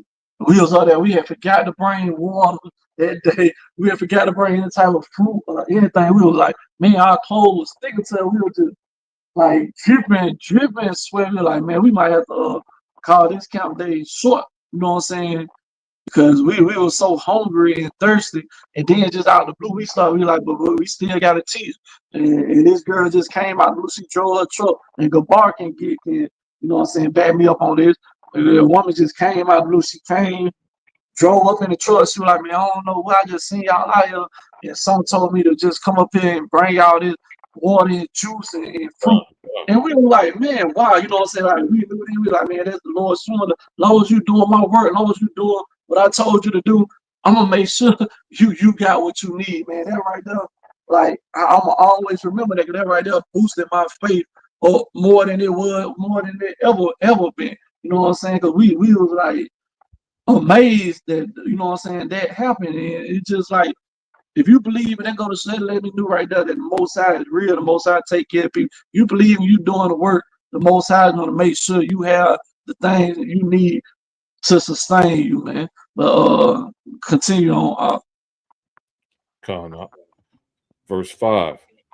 So when he went and did according unto the word of the Lord, for he went and dwelt by the brook Cherith, that is before Jordan. And the ravens brought him bread and flesh in the morning, and the bread and flesh in the evening, and he drank of the brook. So he had water, he had ravens, birds bringing him food. Man, that's that's the type of man you want to be. Man, you want the Lord that you know what I'm saying, look down upon you and say, man, I'm pleased with that brother. Man, that brother, you know what I'm saying, he kept the commandment. That brother did what I told him. I told him to do. So at the time when he did me, I'm gonna show him, make sure he eat. But a lot of brothers gonna be calling on the Lord that was slothful. You know what I'm saying? The Lord is gonna look at you like, man, when you had time to do, you know what I'm saying, do the work, you weren't doing it. You was slothful, you was making excuses, and now you want to crowd and ask for this and ask for that. The Lord ain't gonna look out for you like that. And He gonna look out for those men who battled through anything that they had to battle through. We went through all types of tribulation and still stood stiffly for the Lord, man. Still put in that work without any excuses, man. If you're doing that and you keeping these commandments to the best of your ability, man, the Lord is gonna make sure you eat in that day, man. So you continue on. Go ahead. Verse 7. And it came to pass after a while that the brook dried up, because there had been no rain in the land. And the word of the Lord came unto him, saying, Arise, go thee to Zarephath, which belongeth to Zidon, and dwell there. Behold, I have commanded a widow woman to sustain thee. That's it, man. So now he told him to go down there to this place. And he had a woman there that was gonna, you know what I'm saying, take care of him. That's why Howard saw when he sent his disciples out, you know what I'm saying, you read in so-called New Testament, when he sent them out and told them to go into the city, he told them don't carry neither script nor person nor nor anything. Just go out and do the work. Why? Because he was gonna have people in those different cities to supply those men that was out doing the work with the things that they needed, man. You know what I'm saying? They shoes, they was out somewhere, they shoes were wore out. He was gonna have people in there to make sure they had shoes. They needed money, anything they needed another garment to put on, anything that they needed, the Lord made sure he was gonna have people in those different cities that they want to talk that were gonna supply those things for them. So the Lord, as long as you're doing the work of the Lord is gonna look out for you. He's gonna make sure you have those things you need to continue doing his work, man. But you had some, Ezekiel? Hey, come, man. Just just bring out, man, because a lot of our people, man, just going back to that wicked holiday, man. A lot of people that was celebrating that, man, they got faith. They got faith in Esau, man. They basically forsook the Most High, man. They gonna be the ones, man. It's like, trying to rely on their hunting and fishing skills or whatever to get fed, man, instead of relying on the Most High, man. But just because you got those skill sets, man, don't mean the Most High gonna put a deer in front of you. It don't mean you're gonna put a fish on that hook. Right. He may have all the fish to stay away. Everybody around you might be catching a fish with you or something. You know what I'm saying? Around you might be going up catching the deer, but you know what I'm saying? Because you ain't have faith in the Most High, man. So this is Isaiah 65, start verse 11. But ye are they that forsake the Lord. That the spirit, Lord. That's the main precept that I'm finna get to bring out in the All right, break it down, man. I'm bring it down. But ye are they that forsake the Lord, that forget my holy mountain, that prepare a table for that troop, and furnish the drink offering unto that number. Therefore I will number you to the sword, and you should bow down to the slaughter, because when I called, you did not answer. Man. So this is talking about those people that, you know what I'm saying, forsook the Lord. They forsook the Lord. They went out. They served, you know what I'm saying, other deities, man. They went out and served other guys. So the Lord, just like our people doing today, man, they out. They serving other deities. They serving Caesar Borgia, who they think is the Messiah in these Christian churches. They in these Muslim mosques, man, serving them Islam and in the cobblestone and all that. So the Lord said, y'all forsook me. Y'all stop worshiping me. The guy that created the heavens and the earth, the guy that brought you out of the land of Egypt, the guy that gave you this land flowing with milk and honey. Y'all stop serving me and start serving these other guys and giving offering to them. Right? They're speaking about our people. So he said, what verse you at now? Verse 12. Yeah, go ahead. Verse 12. Therefore will I number you to the sword, and ye shall all bow down to the slaughter, because when I called, you did not answer. When I spake, you did not hear, but did evil before my eyes, and did choose that wherein I delighted not. Right. And that's what our people doing now. The Lord is calling our people. The Lord is trying to wake our people up, man. Like we brought out earlier, he's trying to wake our people up through these sit-down classes that brothers do. Through the brothers going through the highway, going out to the highway and byway. That's how the Lord is calling you. The Lord is not calling you cell phone. The Lord is not calling you Android. The Lord is not calling you through your damn iPhone. The Lord is calling you through the men that he set up to go out there and teach his people. Man. And he said, what? They did not answer, man. They didn't hearken. They didn't want to hear what we had to say. They want to be scoffers and mockers, man. They didn't answer. They didn't want to repent and do the things that the Lord required of them to do. They wanted to still do the things that the Lord delighted not in. What's that? They want to still commit sin, man. They want to still do everything but keep the law, statutes, commandments of the Most High. Go ahead. Verse 13. Therefore thus said the Lord Yahweh, behold, my servants shall eat, but ye shall be hungry. Behold, my servants shall drink, but ye shall be thirsty. Behold, my servants shall rejoice, but ye shall be ashamed. And that's what's going to happen, man. You know what I'm saying? The Lord is going to take care of those who will serve him, man. You got to understand, you got different service. We as a nation of people in certain contexts that we're referred to as a servant. But out of those, you got the people the service in this context right here is talking about those who repented, those who are doing the will of the Lord, keeping his commandments and doing his work. The Lord said those people right there was the ones that's going to be the elect.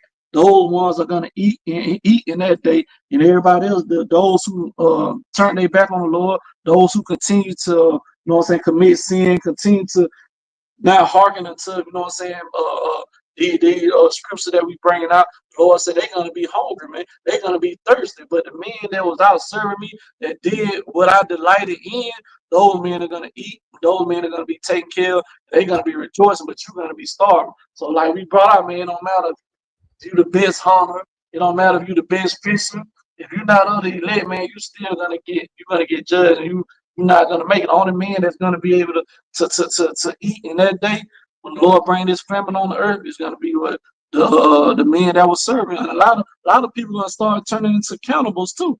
You look at what happened when the Roman armies came in during when we had the first wars with the Romans, and they came in, they surrounded our temple, they cut off food supply, they cut off water supply and everything. What our people did, we started turning to camels. We start, if your husband, wife, or children, fell unalive, we start eating our own family members. Man. We turn into camels, and that's gonna come back on the earth too.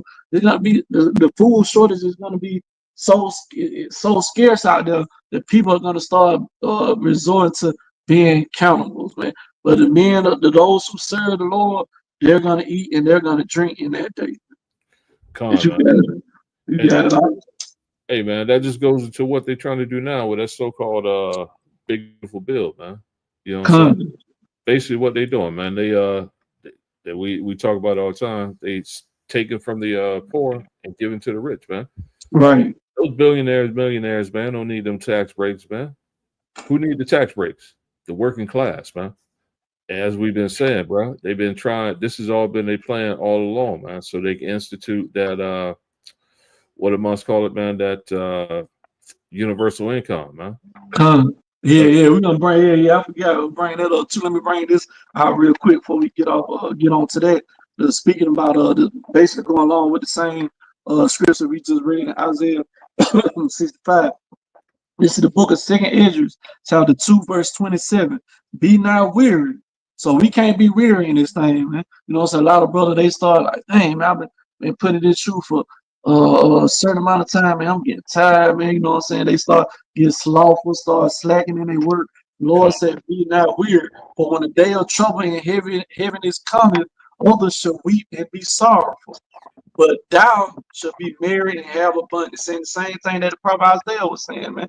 Those who don't get weary, don't get weak, continue to be on fire, continue to do the work of the Lord, continue to serve the Lord in all sincereness and being genuine. The Lord said, man, others should weep and be sorrowful, but you're gonna be merry. You're gonna have abundance in that day. And it said the heathen, the other nations shall envy thee, but they should be able to do nothing against thee, said Yahweh.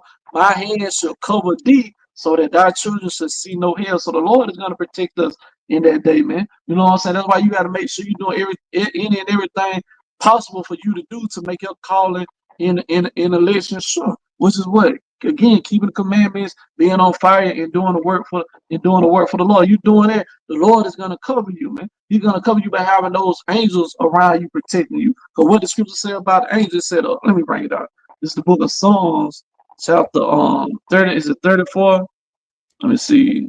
Angels book of Psalms. The Lord. Book of Psalms, chapter 34, verse 7. It said, the angel of the Lord encampeth round about them that fear him and deliver them. So that's the hand of the Lord. He ain't gonna have his physical hand covering you. He's gonna have those righteous angels around you to to deliver you or to provide you for any and everything you need. And also going back to Elijah, man, the Lord had when you read the book of 1 Kings, the 19th chapter, the Lord also had an angel come and feed Elijah, man. So if you are the elect, the Lord is gonna make sure you fed. He's gonna make sure he take care of you. He's gonna protect you. And the other people who not of the elect, other people who chose not to fear the Lord, chose not to keep the commandment, chose not to do the work, you doomed out there, man. It's a route for you. So let me get it. Yeah, that's about, Um, go ahead. and if I can too, just bring out. I wanted to bring out this.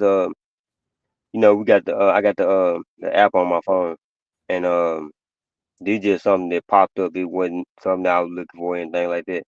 And this just go to show that again that the Most High, the Spirit is over us, and He with us at all times.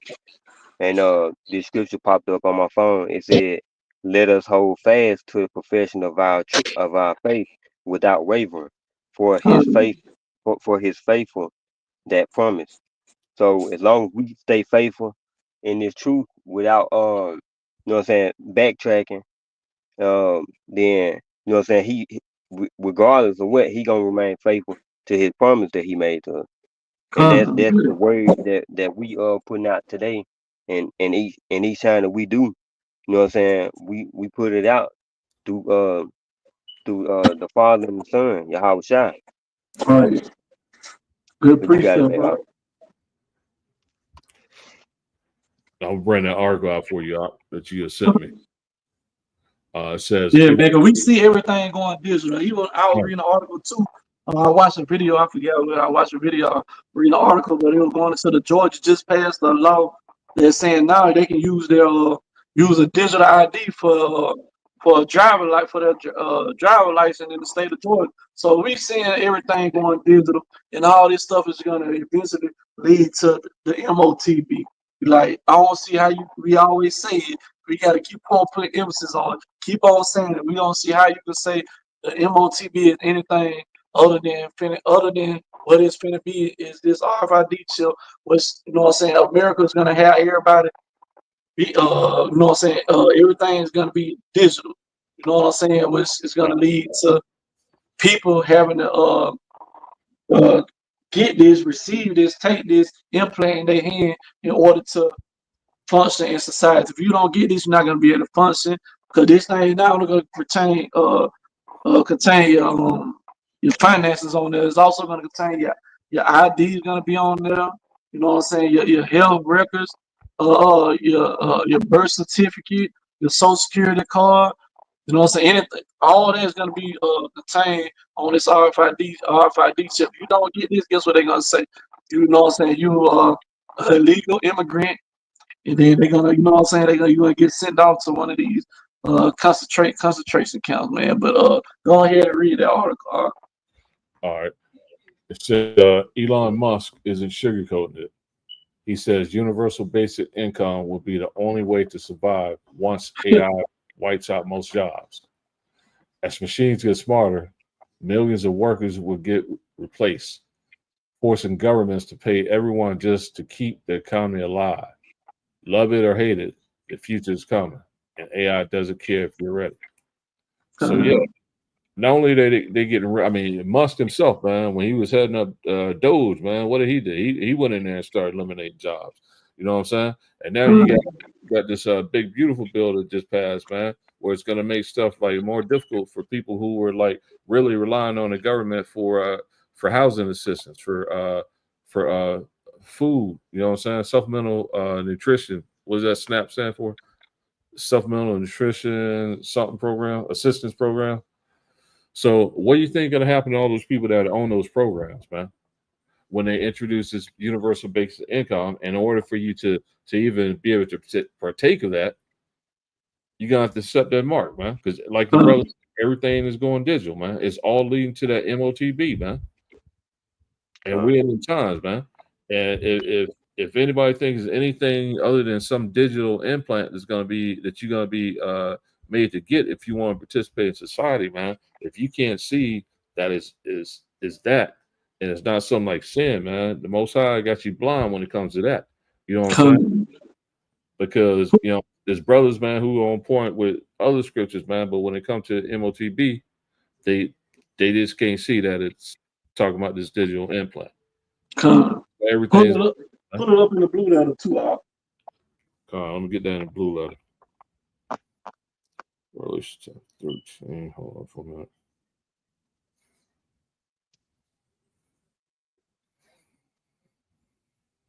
All right. Revelation chapter 13, verse 16. In the blue Blue letter.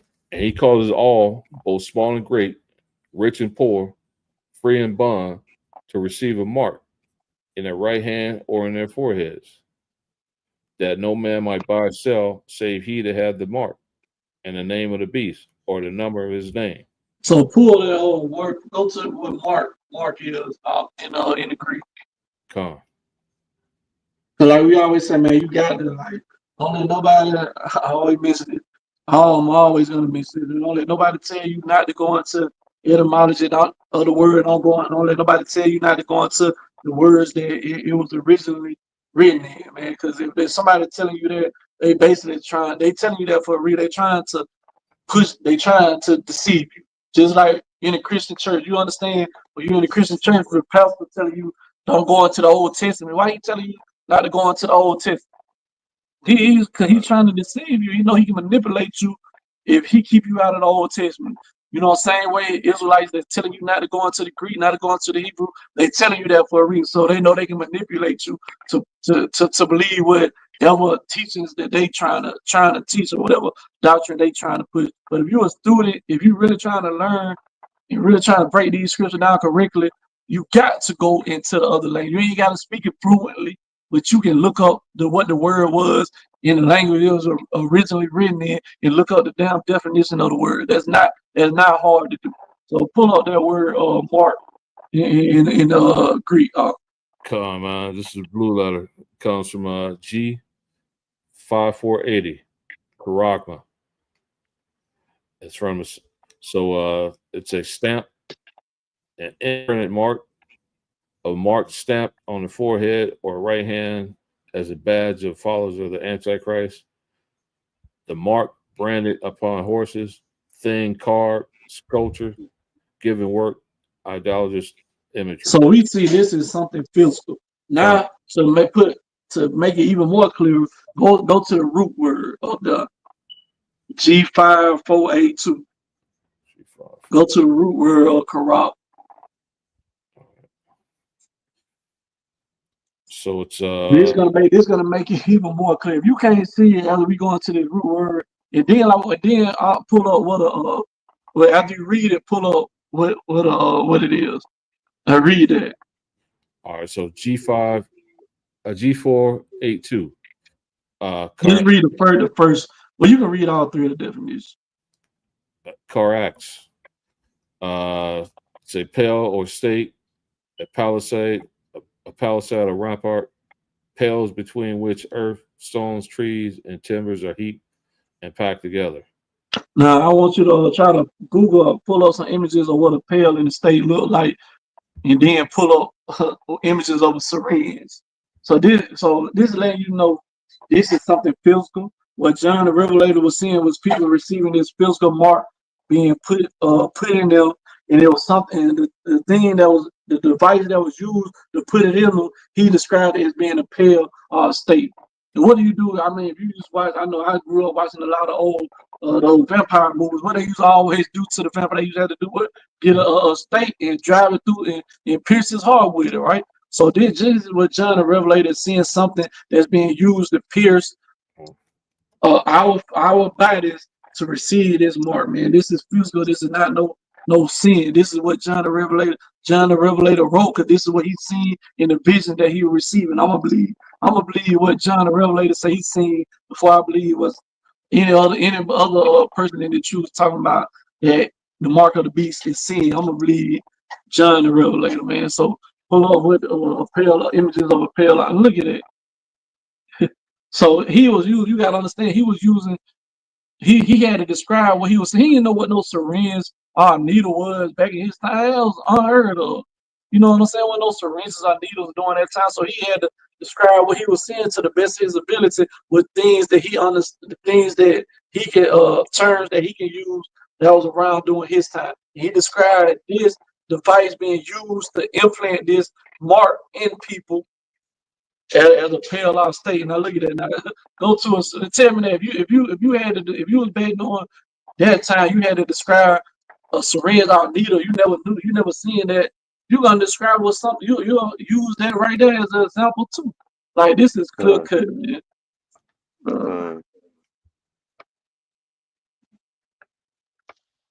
And look at that. So this is what John the Revelator was seeing, man. But he didn't know what it was. It wasn't no things like this, you know what I'm saying, around. So he described it as being a paralyzed state, but he described it as something physical. Because if it was something spiritual, the corrupts, that word wouldn't be. It's another word for mark. He would have used in the Greek, but nah, this is something physical that he's seeing people having to receive in order for them to buy and sell. And if it's sin, how the hell they gonna judge you whether you got the mark or not if it's sin? That makes total, absolutely no sense whatsoever, man. If it's sin and you gotta have this mark to be able to buy or sell, that's go to show you it's something physical that they're gonna have the physically know you got in order for you to be able to function and participate in society, man. Look at that, man. Look how they implanted, man. Yeah,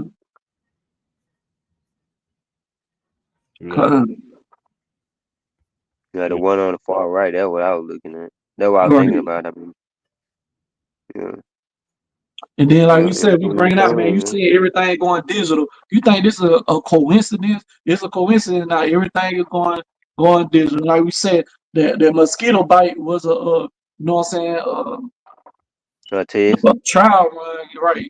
To lead up to this, how they were saying you had to have the mosquito bite in order to be able to go in stores, in order to be able to purchase things. So they use that as a trial run, man.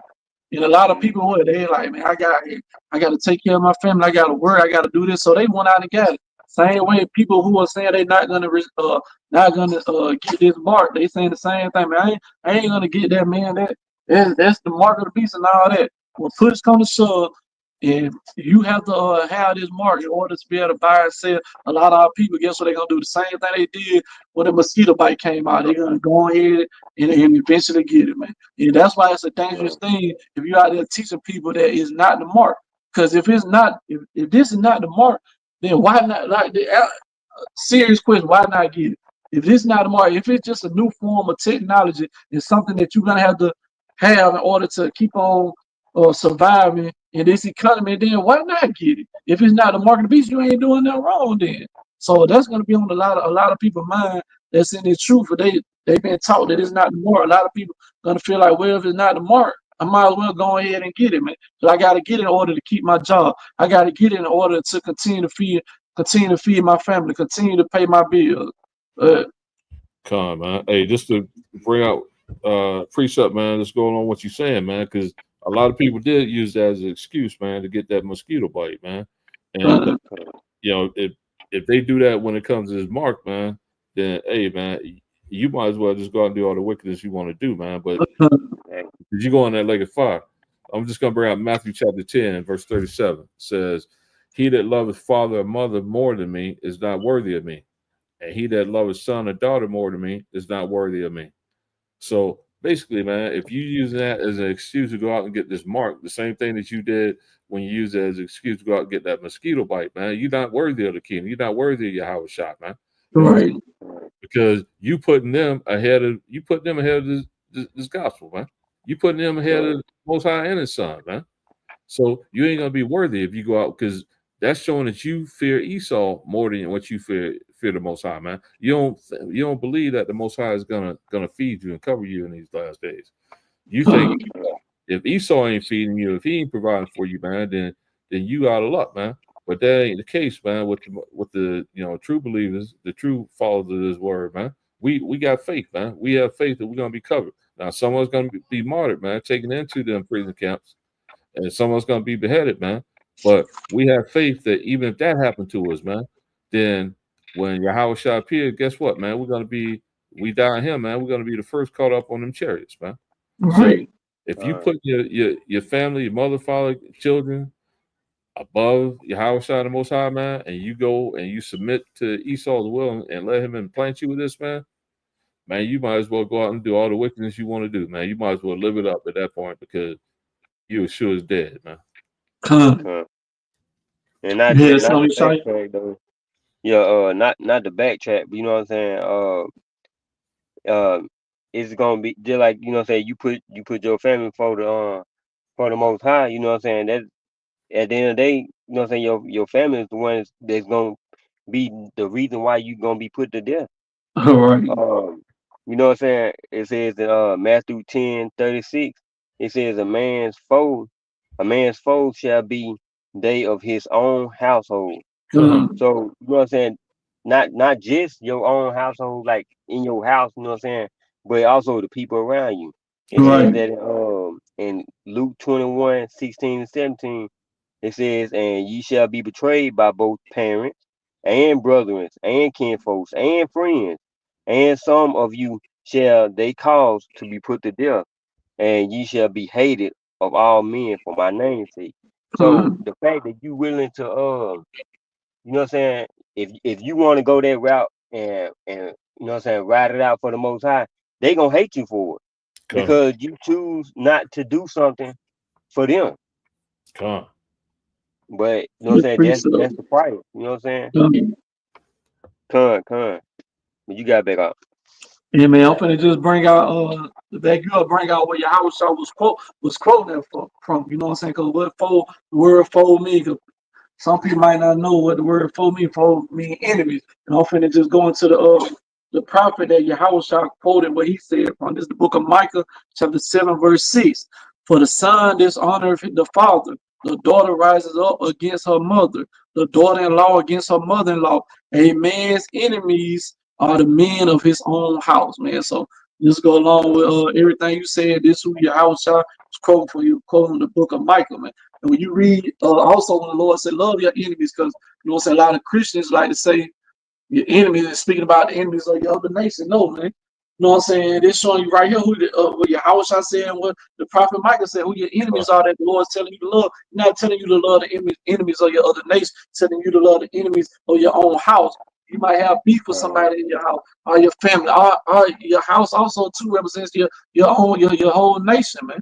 You know what I'm saying? So those are the enemies that the Lord was telling you to love, not the other nations. He ain't telling you to love the people who put your people into captivity. He ain't love the people telling you to love the people who committed genocide against your people. No, he's telling you, man, if you got an enemy or somebody that's in your own house of your own nation, whatever, man, you squash that. You love that brother.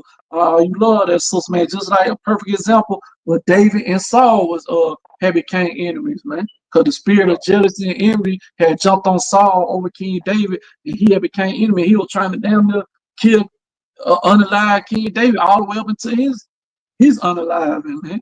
You know what I'm saying? The King David, he still had love for Saul. You know, Saul got jealous of him and started trying to hunt him down and all that. Because when the news was brought to King David about Saul's passing, King David, he cried behind, he mourned behind that, man. Because he con, knew, he had always said, man, he had the opportunity 2 or 3 times to take King Saul life, but he didn't do it because he knew, he like, man, he had much respect for this man. He was like, this man still was anointed by the Lord to be the king. So con, even though the Lord done presented me with the opportunity to take his life, I'm gonna be the bigger man, and I'm not gonna do it, man. That's going to show you what type of character. I mean, we know King David had his flaw with Uriah and the Hittite, but King David he still, man, everybody made mistakes. So he still was an upstanding citizen, man, and he upstanding guy, and he knew, man, like, even though me and this man became enemies, he's still somebody from my nation, and he's anointed. He's the anointed king. He was anointed by the Most High. So, hey, man, you know what I'm saying? He mourned at when he found out the news, heard the news of King Saul's death, man. But the enemies that you are required to love are those of your own household, those of your own family, those of your own nation. Not Esau, not Ham, not Japheth, not Ishmael, not none of these other nations are you required to love. You're required to love your people, man. con. And the Most High, man, he don't give a dang about them other nations, man. uh, As a matter of fact, them other nations, man, were made to serve his son and us, man. The second Ezra chapter 6, verse 56. As for the other people, which also come of Adam, because we all come from the lineage of Adam, man. Because when right. the floods, man, the earth was repopulated by Noah's 3 sons, Ham, Shem, Japheth, right? So we all, everybody on here comes from the one Adam, the chosen seed, or the chosen line of Adam. Thou hast said that they are nothing, but be like unto spittle, and has likened the abundance of them a drop that falls from a vessel, man. You ain't gonna be concerned about, man, a drop of water that falls from a vessel. That means nothing to you, man. You know what I'm saying? That's how the Most High feels about these other nations. So he ain't telling you, like Doc was going into, it ain't the other nations, man, who are your enemies that the Most High, that the scriptures tell you to forgive, man. It's the enemy of your own people, the enemy of your own family, man. If that person come to you, man, ask for forgiveness, man, for wronging you, man. If they come and ask you, then you forgive them. You know what I'm saying? Right. But he's talking about of Israel, man, not of those other nations, man. Those other nations are gonna get it for what they done to us, bro. That's right. They're gonna get it, man. It's about to be Jacob's trouble. Jacob's trouble already started. But when Yahweh shot cracked that sky, man, and we eventually turned into hundreds, bro. Hey, man, the mother nation is gonna get it, man. So yeah. So you got it back up. And anybody got anything else they want to bring out for our close? I ain't even mean I got more precepts, but I ain't even mean for to go this long. I thought it would probably be about 30 to 45 minutes, but no, you get it teaching, man. You got other brothers on here. That's adding to it, like bring that out, Ezekiel, man. That's Sirach 21:15. Yeah, man. I got about like 7 more precepts, but we finna get it going and close it out. And like I said, I ain't never mean for it to go this long, man. I thought they're gonna be about 30 to 45 minutes, but like you said, man, you got some other brothers on here that's add to it, man. Hey, the spirit, you got to do what the spirit tell you to do, man. That's why you can't put no time limit on. Spirit might lead you to do 30 minutes, 45 minutes. Spirit might lead you to do an hour. You just got to go what the spirit, how the spirit see the class and want the class to go, man. But like I said, bring this out real quick. This is the book of Sirach, chapter 21, verse 15. If a skillful man hear a wise word, he will commend it and add unto it. Well, as soon as one of no understanding heareth it, it displeases him. Right, man. So I'm saying a skillful man hear a word. These brothers on here are skillful men. Skillful in what? Skillful in the understanding of these scriptures, man. So when brothers bringing out precept, guess what they're gonna make a brother do? Okay, he's gonna think of a precept. He's gonna want to elaborate on what you brought up to him. He's gonna commend what you brought up. He's gonna add to them, man. Because even though somebody may have came up with the topic and they may be the main teacher of the class, everybody's still on here to teach. Everybody teaching in the class. When you in other brothers bringing out precepts, may bring out some information, some light bulbs should go off in your head to want to add to it, man. You shouldn't just be on here, you know what I'm saying, being idle. You should add. You should always have something to add and bring to the class if you skillfully understand it in these scriptures, man. That's why you on here. You're not on here just to be idle, just to listen. No, you on here to add and bring something to the class, man. But he said, as soon as one of no understanding here, he cares. Oh man, I ain't studying about what he's saying, man. I ain't trying to hear that. That's gonna catch him behind their back. Go ahead, what you were gonna say. Come, man, and if the Most High putting precepts in your head too, man, it's those precepts are coming to you for a reason, man. Not to keep it in your head, man, but to bring it out. You know what I'm saying? It's supposed to add to the class. As the brother said, man, it might be, he might be the main teacher, man. But he brings out precept, and all of a sudden, the Most High, man, through the Spirit, put precepts in our head, man, and we bring it out, man. Add to it. To understand this word, man, is coming out. It's all the Spirit, man. It's not us, man. We just vessels, man. But us to understand it, to bring it out, man, and edify His people. You got it back up. You had something? Sorry. No, I was about to say, I mean. And it's not just it's not just the scriptures itself, you know what I'm saying? But just verbally, you know what I'm saying? Just being straight up with our people, because a lot of people don't even understand what we read, you know what I'm saying? We read it straight from the Bible, but we put in our own word, you know what I'm saying? Just like the so-called new translation, it put it in a better form for them to understand it, you know what I'm saying? That's just how we do it. We read it from the Bible and then we elaborate on it. You know what I'm saying? But even without, you know what I'm saying, going to the scripture, just giving you something to think about, because I mean, point period blank, our people have lost all common sense. like for real. Like, I mean, cause if you really think about it, okay, let's say you do accept the chip or whatever. You get that. Or you was in the truth and they tell you, look, if you do this, then we'll give you this. Same way Satan came and Yahweh shot on the mountain. Come. Say, if you do this for me, I'll give you this. Okay, what make you think that you can trust somebody that been doing nothing but wrong? You know what I'm Right. saying? What make you think you can trust your enemy at all? Period.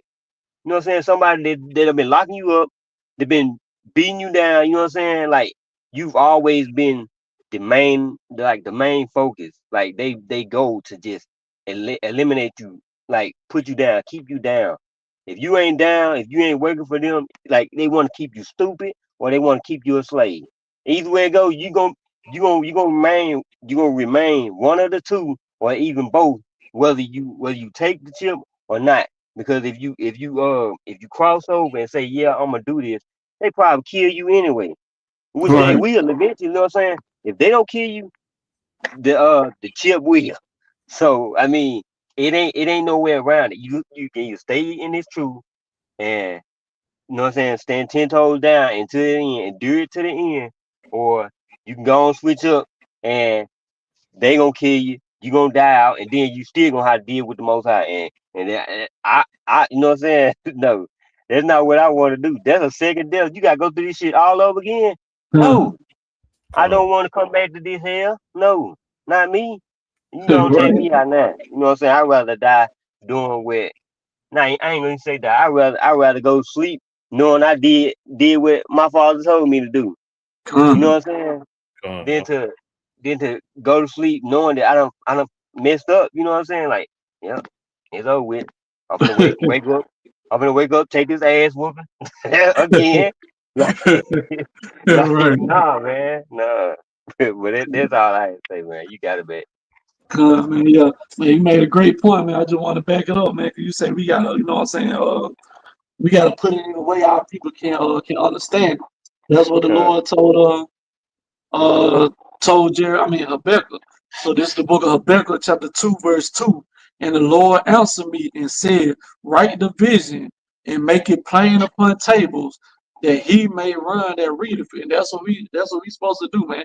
We supposed to, you know what I'm saying? Because like you said, our people they don't understand what this Bible is saying, man. So it's our job to make it plain upon the table. The table is talking about the scriptures. So we gotta make it plain, meaning what we gotta simplify it. You know what I'm Come. saying? We gotta put it con, in terms in a way that our people can understand, so they can relate to it. Man, you going out there and it depends on who you trying to reach, because you can't when you depending on the group of people the individual you talking to, you got to find a way to reach that individual. You can't just be one way. You got to be able to be versatile in this truth, man. If you talking to people, you know what I'm saying, that probably ain't got a big vocabulary, ain't got all this high end college education. Talk to them in terms and put it in a way they can understand. So when you con, talking to people who probably got a higher education, you might need to, you know what I'm saying, expand your vocabulary so you can put it in a right. way they can understand too. You just got to try to each individual. You sometimes you might have to teach them differently and bring it out differently because everybody is different. And that's what Paul meant when he said I became all things to all men that I may reach some. Right? So you know what I'm saying? You gotta be able to relate to what the walk of life other people are coming from in order to be able to, you know what I'm saying, reach their brother or sister. But most of our people, most Jake, man, when you just make it simple and just talk in a way they can understand and show them, man, I'm just like you, bro. You know what I'm saying? Hey, Con, yeah, you know what I'm saying? I'm not setting myself up like I'm just above you like that. Nah, man. right. Only difference between me and you is I repented. You know, and I repented, came in here, humbled myself, got taught Yeah. these scriptures by men that was before me. You know what I'm saying? I wasn't prideful. They know more than me. They've been in this truth before me. They got more experience than me. I'm finna soak up that knowledge and learn from these men. So guess what I can do now? I can, you know what I'm saying? Teach other brothers and sister that's coming into the truth and try to do it to the best of my ability, put it in a way that they can receive it, man, and they can understand it, making it plain and making it easy to be understood. Because before I came into this truth, when I was reading the Bible, I ain't understand nothing in this Bible, man. You know what I'm saying? I had called myself reading the Bible, read the whole Bible, just to say I read the whole Bible. And guess what? I had no understanding of nothing. What the hell was going on in the Bible, man? So you know what I'm saying? Our people the same way, they might read it, go to church, read a couple of scriptures here and there, but trust and believe, they don't know what the hell those scriptures are saying, man. So allow God to make it plain to the people, to give it to them, give them the sense and cause them to understand what these scriptures are actually saying, man. But unless you brothers got anything else y'all want to bring out or say, or we finna get ready to end it. All right. So with that, you know what I'm saying, we hope our people edified. Like we always say, man, we teach with the ability that the Lord gave us to teach with. You know what I'm saying? We try to edify our people, try to, you know what I'm saying, make sure we feeding our people. You know what I'm saying? Lord willing, we gonna be doing that. So either the Lord take us back to the spirit world, he said, son, that whichever come first, Lord willing, us and these brothers, all the brothers around through the four corners of the earth that's pushing this truth, sincerity. And notice I always say sincerity because some people not doing the work of the Lord, sincerity and being genuine. So to the brothers and sisters that's sincere and genuine in this truth, man, you know what I'm saying? Most High, Yahweh shall bless. And with that, you know what I'm saying, Lord willing, we'll be doing a class this upcoming Sabbath. So with that, say shalom. Shalom. Shalom.